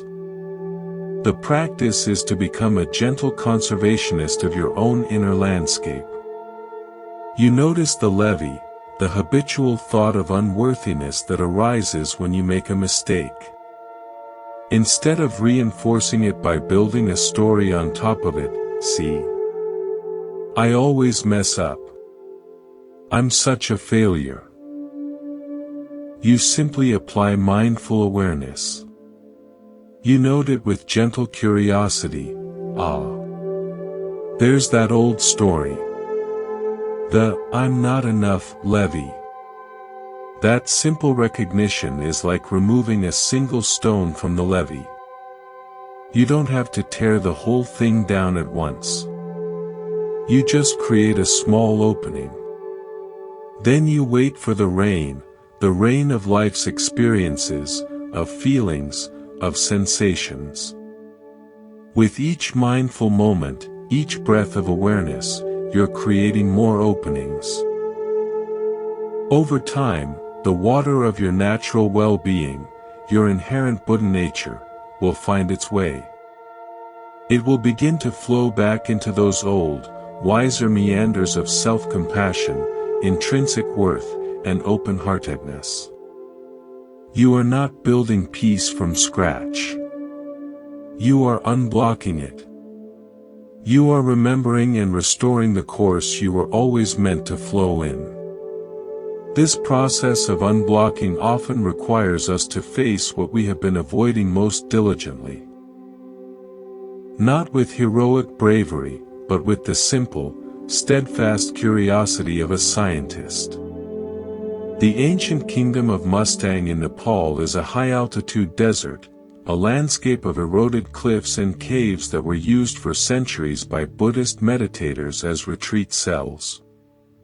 A Western practitioner, on a pilgrimage, arranged to stay in one such cave for a week-long solitary retreat. The first day and night were profoundly peaceful.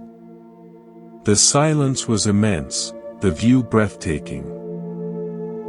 The second night, as a fierce wind began to howl through the canyon, something shifted. A deep, primal, irrational terror arose in him. It wasn't about anything specific, not animals or falling. It was the terror of the dark, of the immensity of the isolation, of the void itself. It felt ancient, cellular.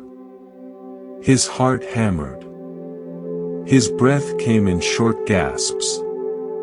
Every instinct screamed at him to flee, to get back to light, people, safety. He remembered his teacher's instruction for working with intense fear: do not fight it. Do not try to make it go away. That is like trying to fight a shadow. Instead, invite it in. Invite it for tea. Get to know it. Trembling, he sat back down on his meditation cushion in the pitch black. Instead of repeating a mantra to drown out the fear, he turned his attention directly towards it. Internally, he said, "Okay, fear. You're here. I feel you. Where do you live in my body?" He scanned his body. He found it, a cold, hard, tight ball of sensation in the pit of his stomach. He focused his breath there, not to dissolve it, but to keep it company, to bring a gentle awareness to that precise cluster of physical sensations. "What do you feel like?" he asked inwardly. "Cold. Hard. Contracted. What's your texture?" "Like sharp ice. Like a clenched fist."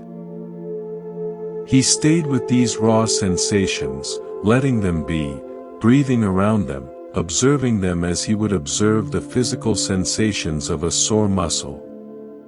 He stopped seeing fear as a monolithic monster to be defeated and began to experience it as a collection of transient physical sensations that his mind was labeling with a terrifying story. After what felt like an eternity, something shifted. The icy ball in his stomach didn't disappear, but it began to soften. The sharp edges seemed to melt. The hard contraction loosened. It became a cool liquid sensation, then just a neutral area of tingling. The story of terror lost its grip. The fear hadn't been conquered, it had been known. And in the full, mindful knowing of it, its solidity dissolved. What was left in its place was not happiness, but a vast, empty, quiet space. The same dark cave, the same howling wind, but the experience was now one of immense, peaceful spaciousness. He had met the shadow with the lamp of awareness, and found there was nothing substantial there to fight. This is the template for working with any difficult mind state: anger, grief, craving, jealousy, shame. Our habitual pattern is aversion, so we see it as an unwanted intruder and try to push it out the door. This struggle gives it power, makes it solid. The middle way practice is to open the door. Invite it in. Not to become its best friend, but to see it clearly for what it is. A temporary constellation of bodily sensations and mental labels. You investigate it with curiosity: where do I feel this in my body? What is its temperature? Its texture? Does it change? This mindful investigation, vipassana, changes your relationship to the experience. You are no longer lost in anger, you are aware of the sensations of anger. That shift, from identification to observation, is the moment of liberation. The wave of emotion may still rise and fall, but you are no longer drowning in it, you are surfing it, or simply watching it from the steady shore of awareness. As you walk this path of mindful investigation and gentle release, you will, of course, stumble. You will lose your temper. You will act from greed. You will speak harshly. You will break the commitments you made to yourself. This is not failure, this is the material of the path. What matters is not the falling down, but how you meet yourself after the fall. This is where the profound art of forgiveness, beginning with self-forgiveness, becomes essential. Kintsugi, golden joinery, is the centuries-old Japanese art of repairing broken pottery. When a cherished ceramic bowl, vase, or teacup shatters, the kintsugi artist doesn't hide the damage. They don't throw it away in disgust. They don't use invisible glue and pretend it never happened. Instead, they gather every single fragment, no matter how small. They examine the breaks with meticulous care and respect. Then, they use a special lacquer resin, dusted with precious metal powder, gold, silver, or platinum, to painstakingly reassemble the piece. The repaired item is whole again, functional again, but now its history is visible. The cracks are not hidden, they are illuminated. They gleam with veins of gold, tracing the map of its breakage. The piece is considered more beautiful, more valuable, and more interesting for having been broken and repaired in this honest, honoring way. Imagine you are holding a beautiful ceramic bowl. It represents your practice, your good intentions, your commitment to living with awareness and kindness. In a moment of heedlessness, of old habit, you drop it. It shatters on the hard floor of circumstance. You have choices. You can bury the shards in shame. Pretend the bowl never existed. I'm not a spiritual person. I'm a fraud. This is denial, and it leaves you with nothing. You can try to glue it back together hastily with cheap, invisible glue. Hide the cracks. Pretend it's as good as new. But it will be fragile. It won't hold water properly. The slightest pressure will make it fail again at the same weak points. This is cheap forgiveness without learning. Or, you can practice kintsugi. You gather the pieces of the event with mindful honesty. You examine the breaks. What was the trigger? What was the underlying feeling, fear, insecurity, exhaustion? What was the old pattern that got activated? You don't do this to blame yourself, but to understand. Then, you apply the golden lacquer of wise reflection and genuine remorse. Remorse is not guilt. Guilt is, I am bad. Remorse is, I acted in a way that caused harm, and I regret that. From this place, you make a renewed commitment to do better. You join the pieces back together with this golden understanding. The bowl is whole again, functional again. But now, the cracks are part of its beauty. They are lines of wisdom. They show where you've learned, where you've grown stronger through understanding your fragility. Your practice is not weaker for having broken, it is more resilient, more beautiful, and more authentic. Your flaws, when met with this loving, honest repair, become the very source of your depth and compassion for others. This is the spirit of working with our mistakes on the path. All of this patient practice, the middle way navigation, the ethical commitments, the meditation, the mindful investigation, the golden repair, culminates in a fundamental shift in understanding. You begin to see that the peace you've been seeking isn't a destination at the end of the path.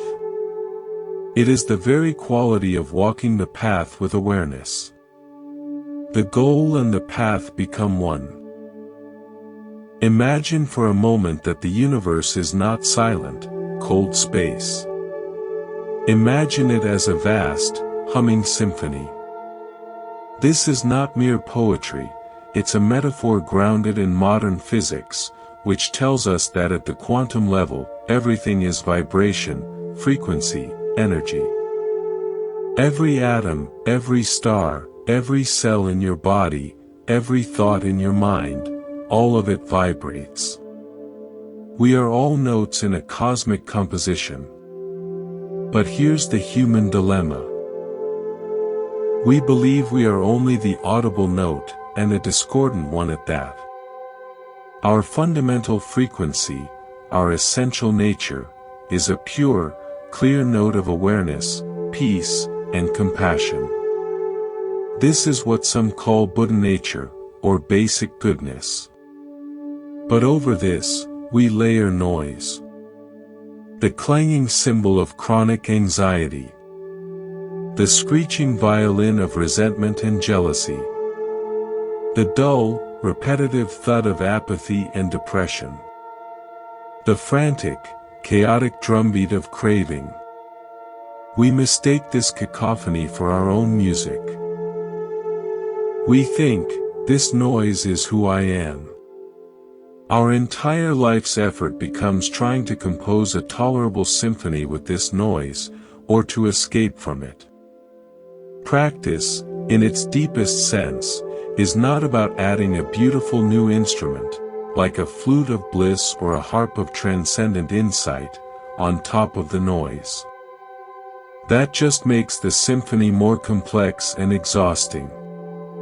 Practice is the gradual, patient process of turning down the volume on the noise. It's recognizing the cymbal clang of anxiety as just a sound pattern, not your identity.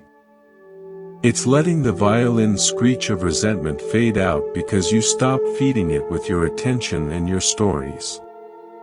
It's noticing the thud of apathy and bringing the gentle light of curiosity to it until it shifts.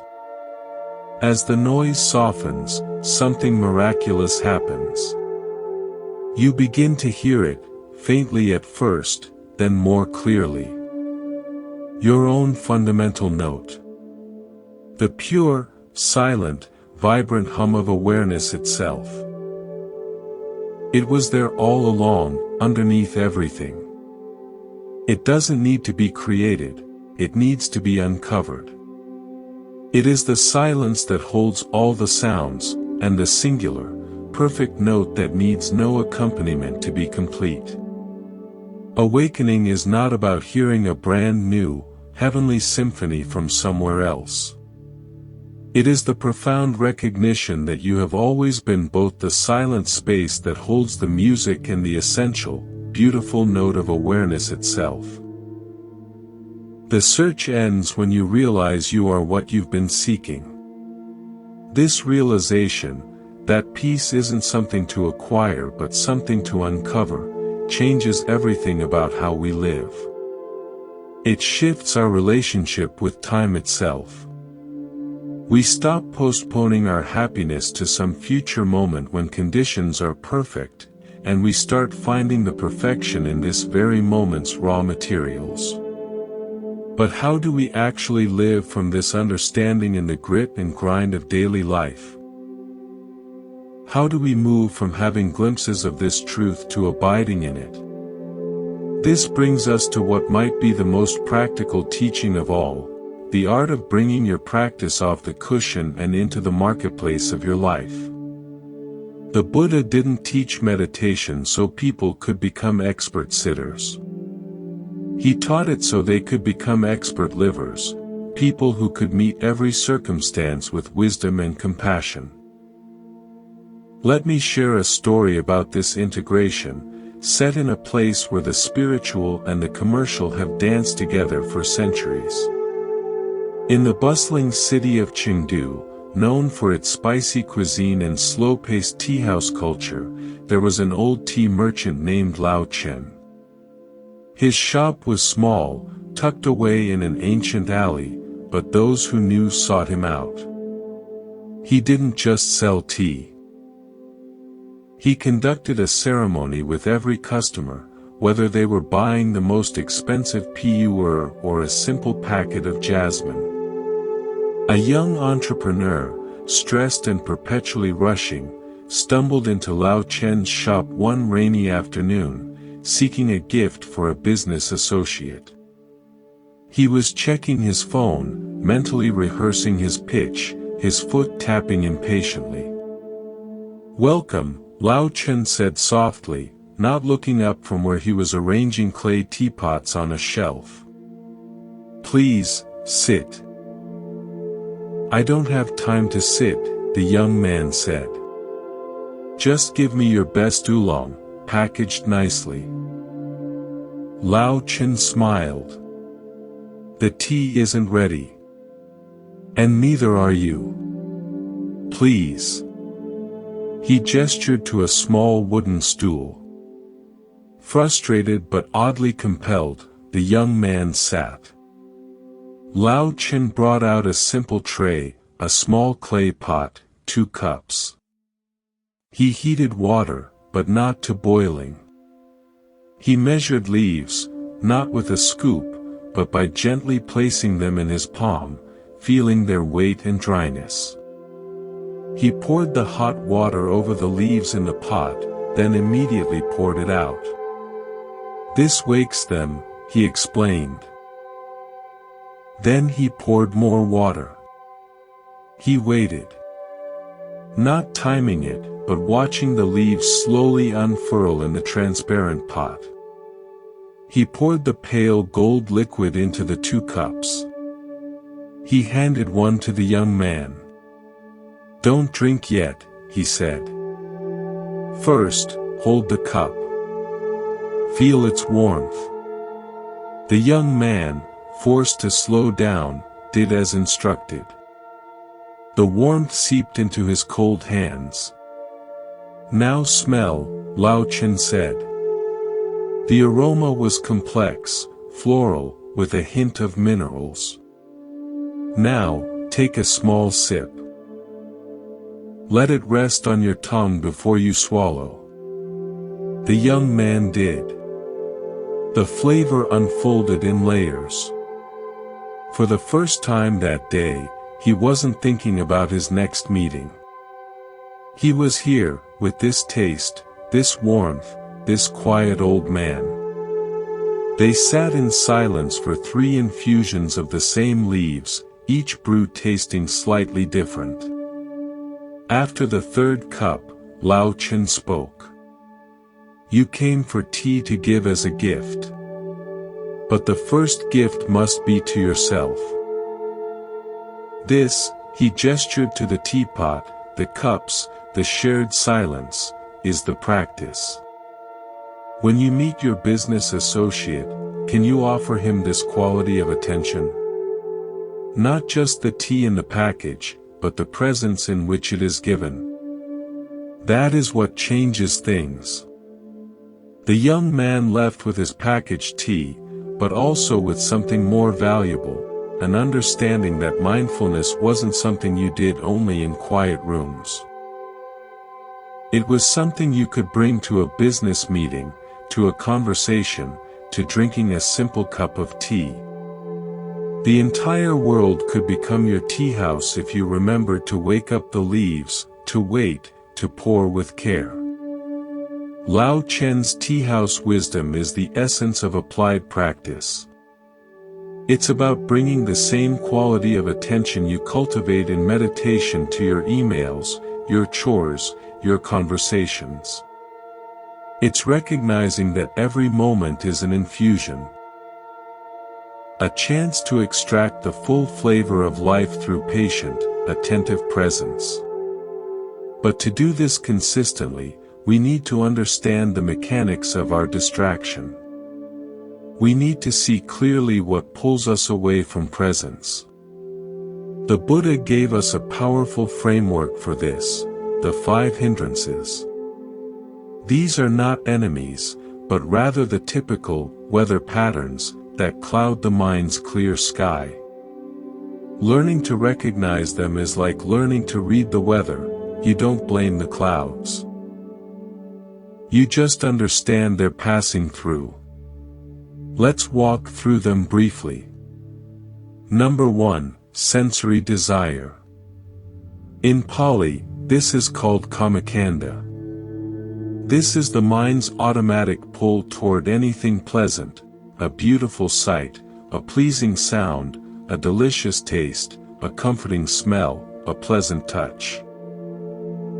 It's that subtle itch to reach for your phone, to scroll for just one more minute, to get another snack even when you're not hungry, to constantly seek the next form of entertainment or distraction. Its whispered promise is simple: happiness is out there, waiting in the next experience. Number 2, ill will. Vyapada. This is the opposite pull, the mind's forceful push away from anything unpleasant. It shows up as irritation, resentment, simmering anger, or outright hostility toward a person, a situation, or even an inner feeling. Its mantra is one of resistance: this shouldn't be happening. That person shouldn't be that way. I shouldn't have to feel this. Number 3, sloth and torpor. Phinamida. This is the heavy blanket that gets thrown over awareness. It's a dull, sinking quality, heaviness in the body, fog in the mind. It's more than tiredness. It's lethargy, apathy, a deep desire to just disengage. Its message is one of defeat: I can't. It's too hard. I just want to check out. Number 4, restlessness and worry. Adhakakakaka. Here, the energy isn't heavy, it's frantic. It's the agitated, jumpy, buzzing quality of anxiety. The mind becomes a hamster wheel of planning for the future and rehashing the past. It lives in frantic questions: what if? I should have. What about? It is the energy of being mentally anywhere but here. And number 5, doubt. Visakicha. This is the poison that undermines the foundation. It's not healthy inquiry, but a paralyzing, circling uncertainty, especially about your own capacity and the path itself. It whispers, is this really working? Am I doing it right? Maybe this is all pointless. Maybe I'm not cut out for this. It erodes confidence and saps the energy for effort before you even begin. These 5 are not character flaws. They are universal mental states that arise due to conditions. The practice is not to condemn yourself when they appear, but to recognize them. Ah, restlessness is here. Doubt has arrived. This simple recognition, like Lao Chen noticing the water has reached the right temperature, is the first step in working with them skillfully. Often, just naming the hindrance with gentle curiosity reduces its power.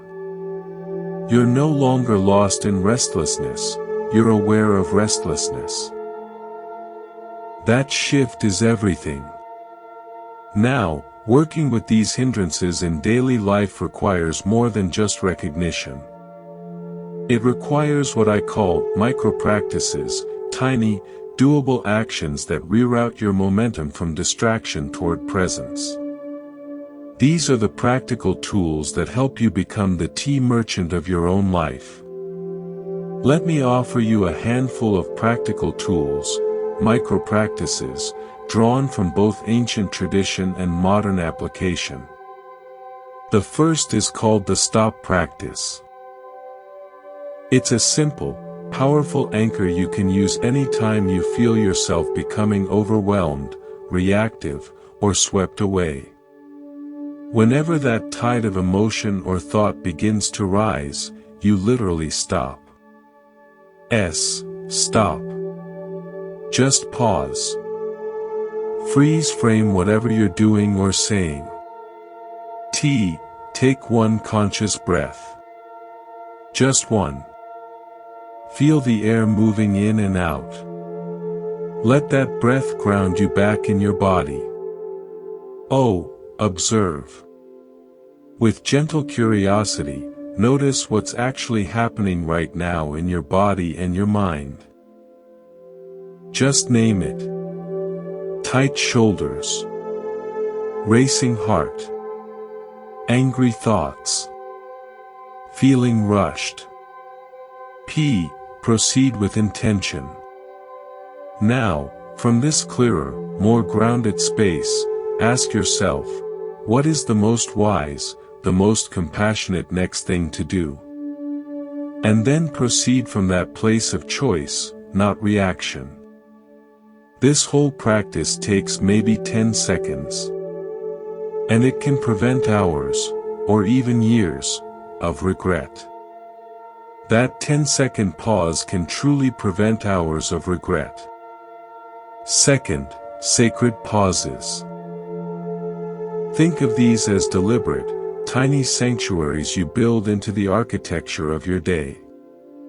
Before you turn the key in your car, simply take 3 conscious breaths. Before you click open an email, pause for a moment to feel the solidity of your feet on the floor. Before you lift your fork to eat a meal, stop for just 10 seconds of silent gratitude for the food and all that brought it to you. These sacred pauses are like punctuation, commas and periods, in the run-on sentence of your daily rush. They create vital space for your awareness to enter, to breathe, and to remember where you are. Third, mental noting. This is an elegantly simple practice of companionship with your own experience. As you move through your tasks, just lightly note the activity in your mind. A soft, interior whisper, walking, typing, listening, washing. This isn't a commentary. It's a gentle tag, an anchor. It trains the mind, over and over, to stay present with the actual, physical reality of what you are doing, instead of being swept away into the stories about what you're doing. Fourth, the rain practice. This is a beautiful, heart-centered practice for working with difficult emotions, made accessible by modern teachers like Tara Brach. It's an acronym, RN. R stands for recognize. Simply acknowledge what is happening. Name it to yourself, this is anger. This is anxiety. This is sadness. A is to allow. This is the radical step. Don't try to fix it, change it, or make it go away. Just let the feeling be there. Give it permission to exist in your field of experience without resistance. I is to investigate with kindness. Turn toward the feeling with gentle curiosity. Where do you feel this in your body? In your chest. Your stomach. Your throat. What are the sensations? Tightness. Heat. Heaviness. And ask, with care, what do you need? N is to nurture with self-compassion. This is the active offering of care. Place a hand gently on your heart. Offer yourself the kind words you would offer a dear friend in pain. It's okay. This is hard. I'm here with you. These practices, stop, sacred pauses, mental noting, and rain, are how you wake the leaves of your own awareness throughout the day. They are the practical tools that transform neutral, autopilot moments into living opportunities for awakening. But perhaps the most challenging place to bring our practice is into our relationships. Our closest connections often trigger our deepest hindrances: desire, ill will, doubt. They become our most advanced training ground. In a village in Bali, renowned for its wood carving, there were two master carvers. The first, Weiyan, was famous for his speed and technical perfection. He could produce beautiful, ornate statues of gods and demons faster than anyone else. He worked alone, in a focused silence, and his workshop was a place of serious productivity. The second, Ketut, worked much slower. He was less famous, but those who knew sought him out. Ketut had a peculiar habit. Before he would carve a piece of wood, he would sit with it for days.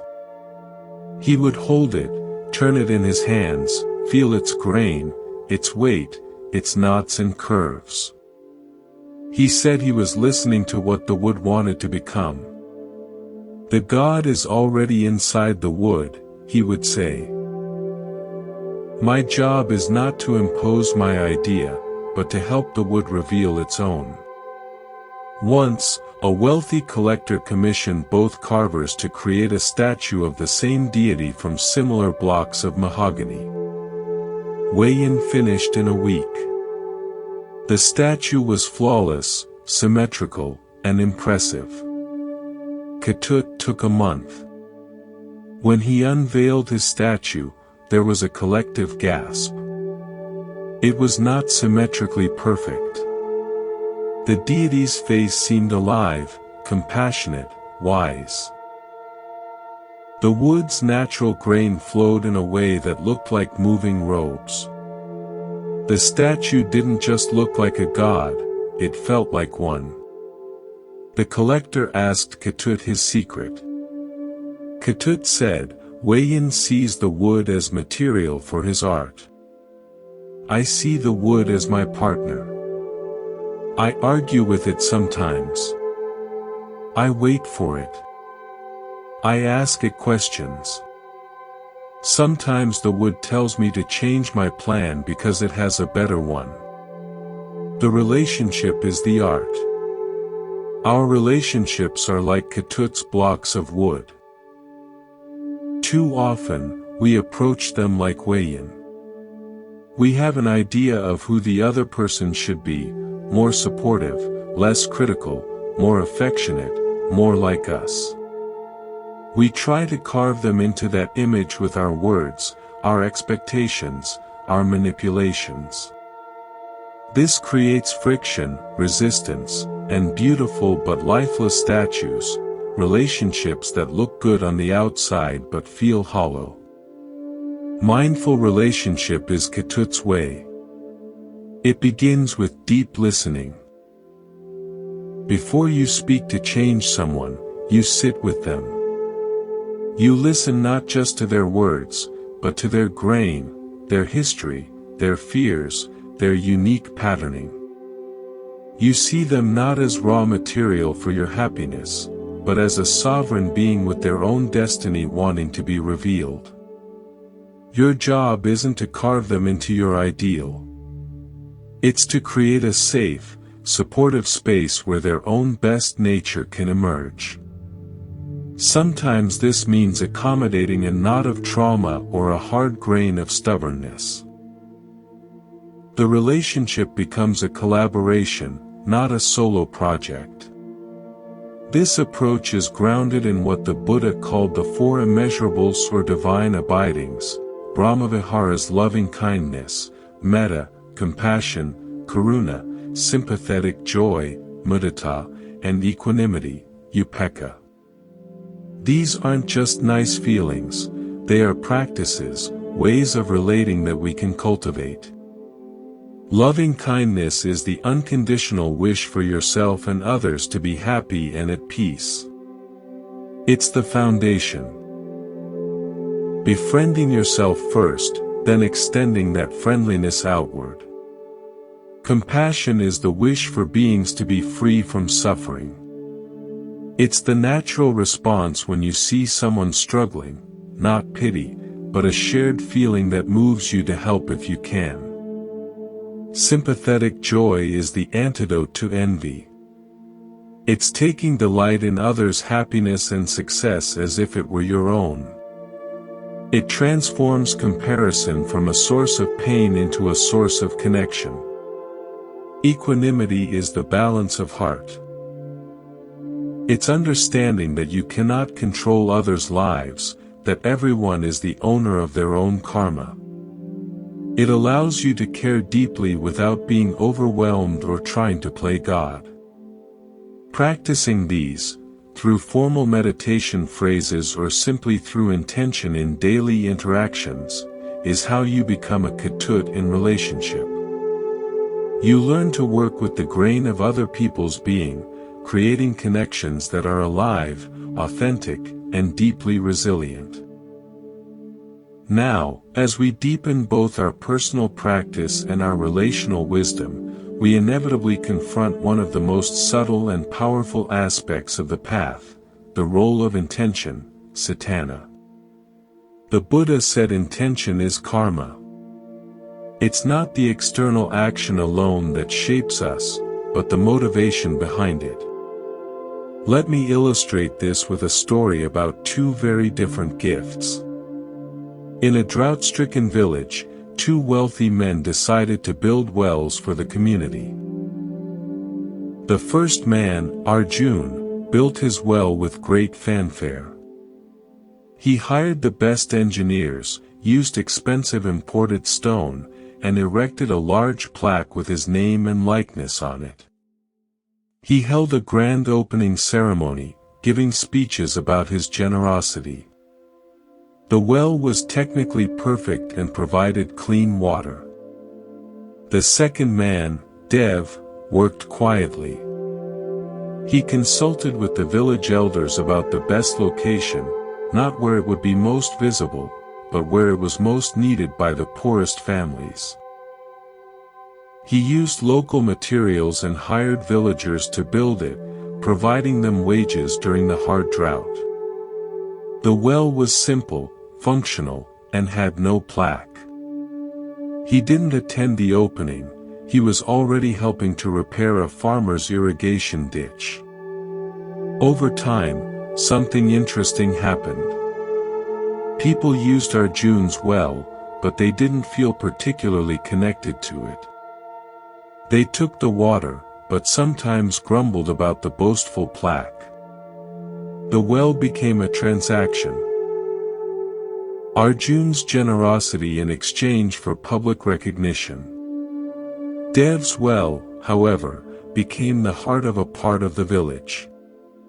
Because the villagers had built it themselves, they felt ownership. They maintained it carefully. They gathered there, sharing news and supporting each other. The well became more than a source of water, it became a source of community. The karma, the imprint on the mind, for Arjun and Dev was profoundly different. Arjun's action, though materially beneficial, was rooted in the poison of greed, greed for fame, for status, for being seen as a benefactor. Each time he remembered his generosity, it reinforced his self-image, his separation. Dev's action was rooted in genuine compassion and wisdom. He saw a need and addressed it in a way that empowered others. His reward wasn't fame, but the quiet joy of seeing a community strengthened. Each time he thought of the well, it was with simple satisfaction, not self-aggrandizement. His action dissolved separation, Arjun's reinforced it. This story cuts to the heart of karmic sophistication. As you progress, the practice refines from, "What should I do?" to, "Why am I doing this?" You begin to examine your intentions with ruthless honesty. Are you meditating to become a peaceful person, or to check it off your spiritual to-do list? Are you being kind to someone because you genuinely care, or because you want them to like you? Are you working hard out of care for your craft and service, or out of fear of being seen as inadequate? This investigation isn't for self-flagellation. It's for liberation. When you catch yourself acting from a small, selfish, or fearful intention, you don't need to judge. You simply note, that's the voice of wanting approval. And in that seeing, you create a choice. You can still perform the action, but now you do it with clearer awareness. Or you might adjust the action to align it more with wisdom and compassion. This refinement of intention is what transforms ordinary life into an uninterrupted path. Every action, no matter how small, becomes an opportunity to plant seeds of freedom. Choosing to work with focus as a practice of mindfulness, choosing to listen deeply as a practice of compassion, choosing to rest when tired as a practice of self-kindness, choosing to speak up against injustice as a practice of courageous compassion. This brings us to perhaps the ultimate integration, the understanding that your spiritual practice and your life's work in the world are not separate. You don't do your meditation so you can then go out and do good. Your meditation is the doing good, because it transforms the doer. And your doing good in the world is your meditation, if you bring full awareness to it. In Bodh Gaya, India, the small town where the Buddha attained enlightenment, pilgrims from all over the world come to meditate under the descendant of the Bodhi tree. The streets around the temple can get very dirty, crowded with offerings, flower petals, and general litter. There, every morning before dawn, an elderly woman named Lakshmi could be seen sweeping the streets. She didn't work for the municipality. She wasn't paid. She just swept. With a handmade broom of twigs, she would move slowly, meticulously, gathering the previous day's debris into small piles. A foreign monk, impressed by her silent dedication, once asked her, "Mother, why do you do this? It's a humble service no one notices." Lakshmi paused, leaning on her broom. She looked toward the great temple spire in the faint morning light. "When I was a girl," she said, "my mother told me that every step taken in Bodh Gaya with a pure heart is a step toward enlightenment. I am too old to understand the deep philosophies. I cannot read the sutras. But I know how to sweep." She gestured with her broom. "This street leads to the Bodhi tree. When the pilgrims walk to their meditation, I don't want their minds to be disturbed by dirt or their feet to get dirty. I want their path to be clean. So I sweep.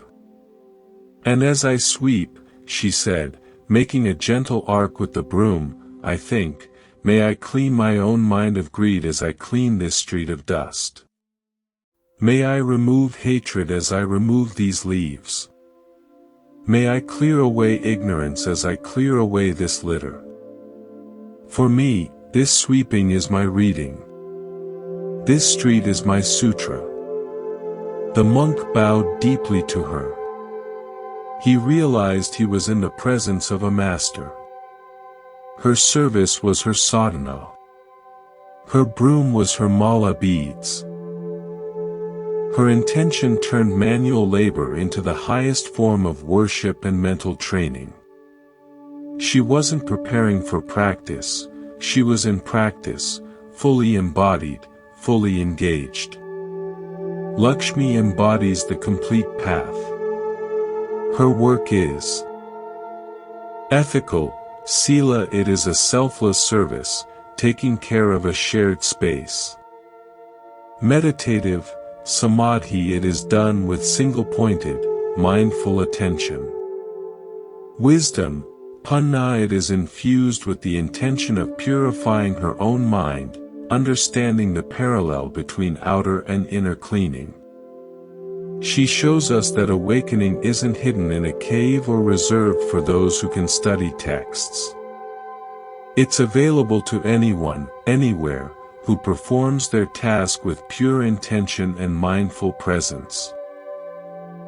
Your street sweeping might be writing code, teaching children, caring for patients, creating art, or managing a home. When you do it with Lakshmi's spirit, seeing it as your path, your offering, your way of purifying your own heart, then your entire life becomes a continuous, walking meditation toward freedom. As we near the end of our time together, I want to address a quiet question that may have arisen in you during these hours. Is this really possible for me? With all my responsibilities, my past mistakes, my busy mind. The doubt hindrance is natural. The path can seem long, the ideal lofty. So let's end with the most encouraging truth of all. The Buddha's path is a path of gentle beginnings. It meets you exactly where you are. You don't need to be someone else to start.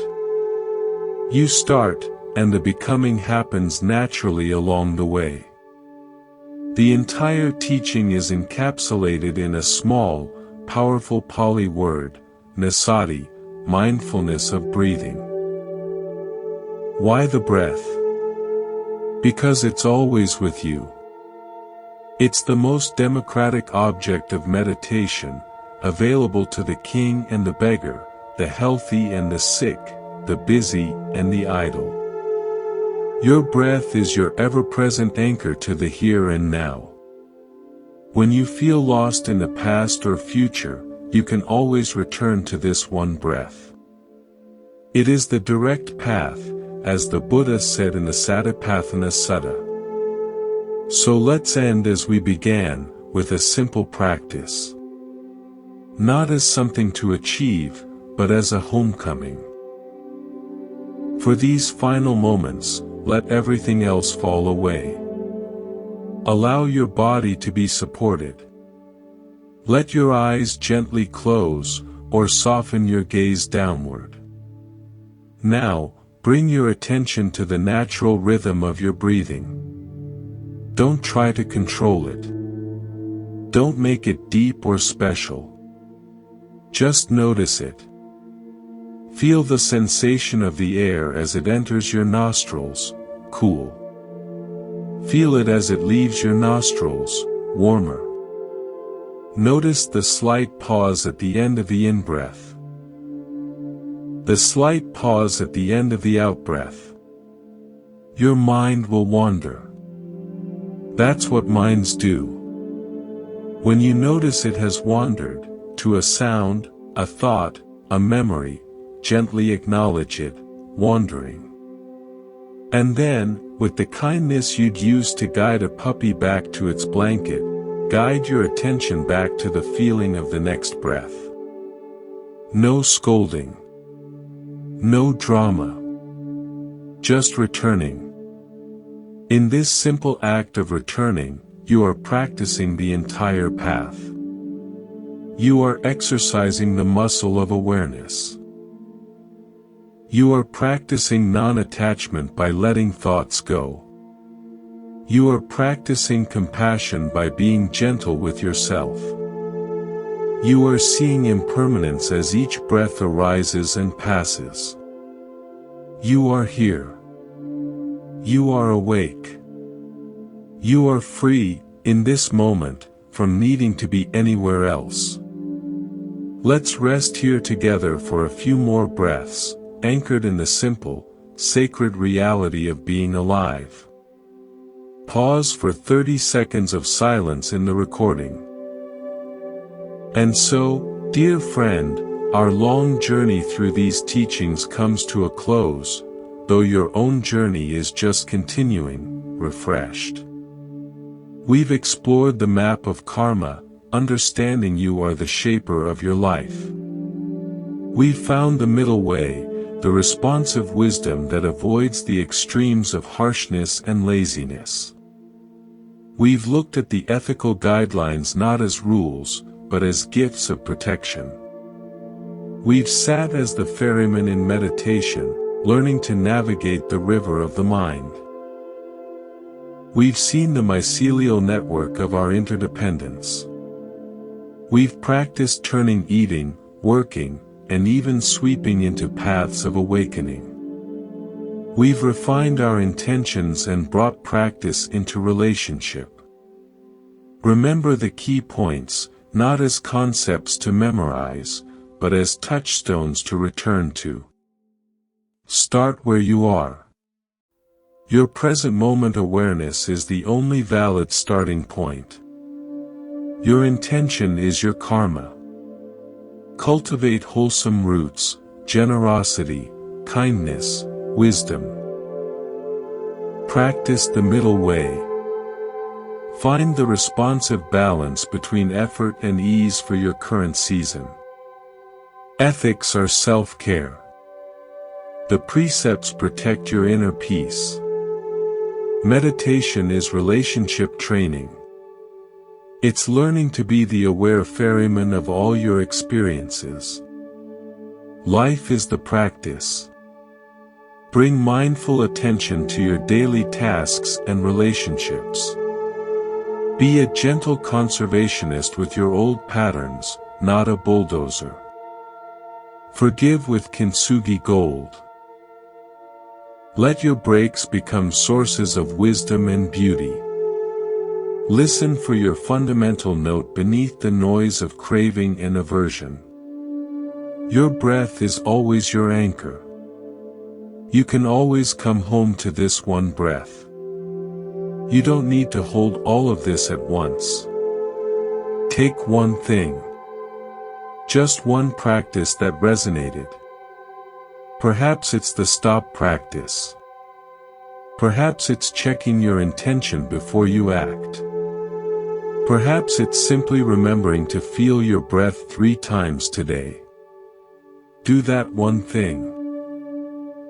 And let that be enough. Perfection is not the goal. Faithful returning is. The Buddha's final words were, Apamadina Sampadetha, strive on with diligence, or work out your salvation with heedfulness.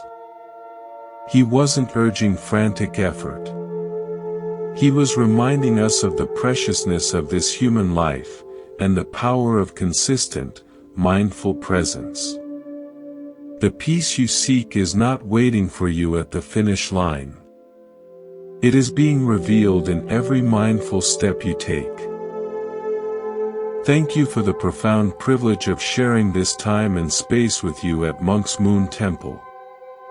May the seeds of understanding planted here take root in your heart and grow into a forest of peace, wisdom, and compassion that shelters all who come near you. Go in peace.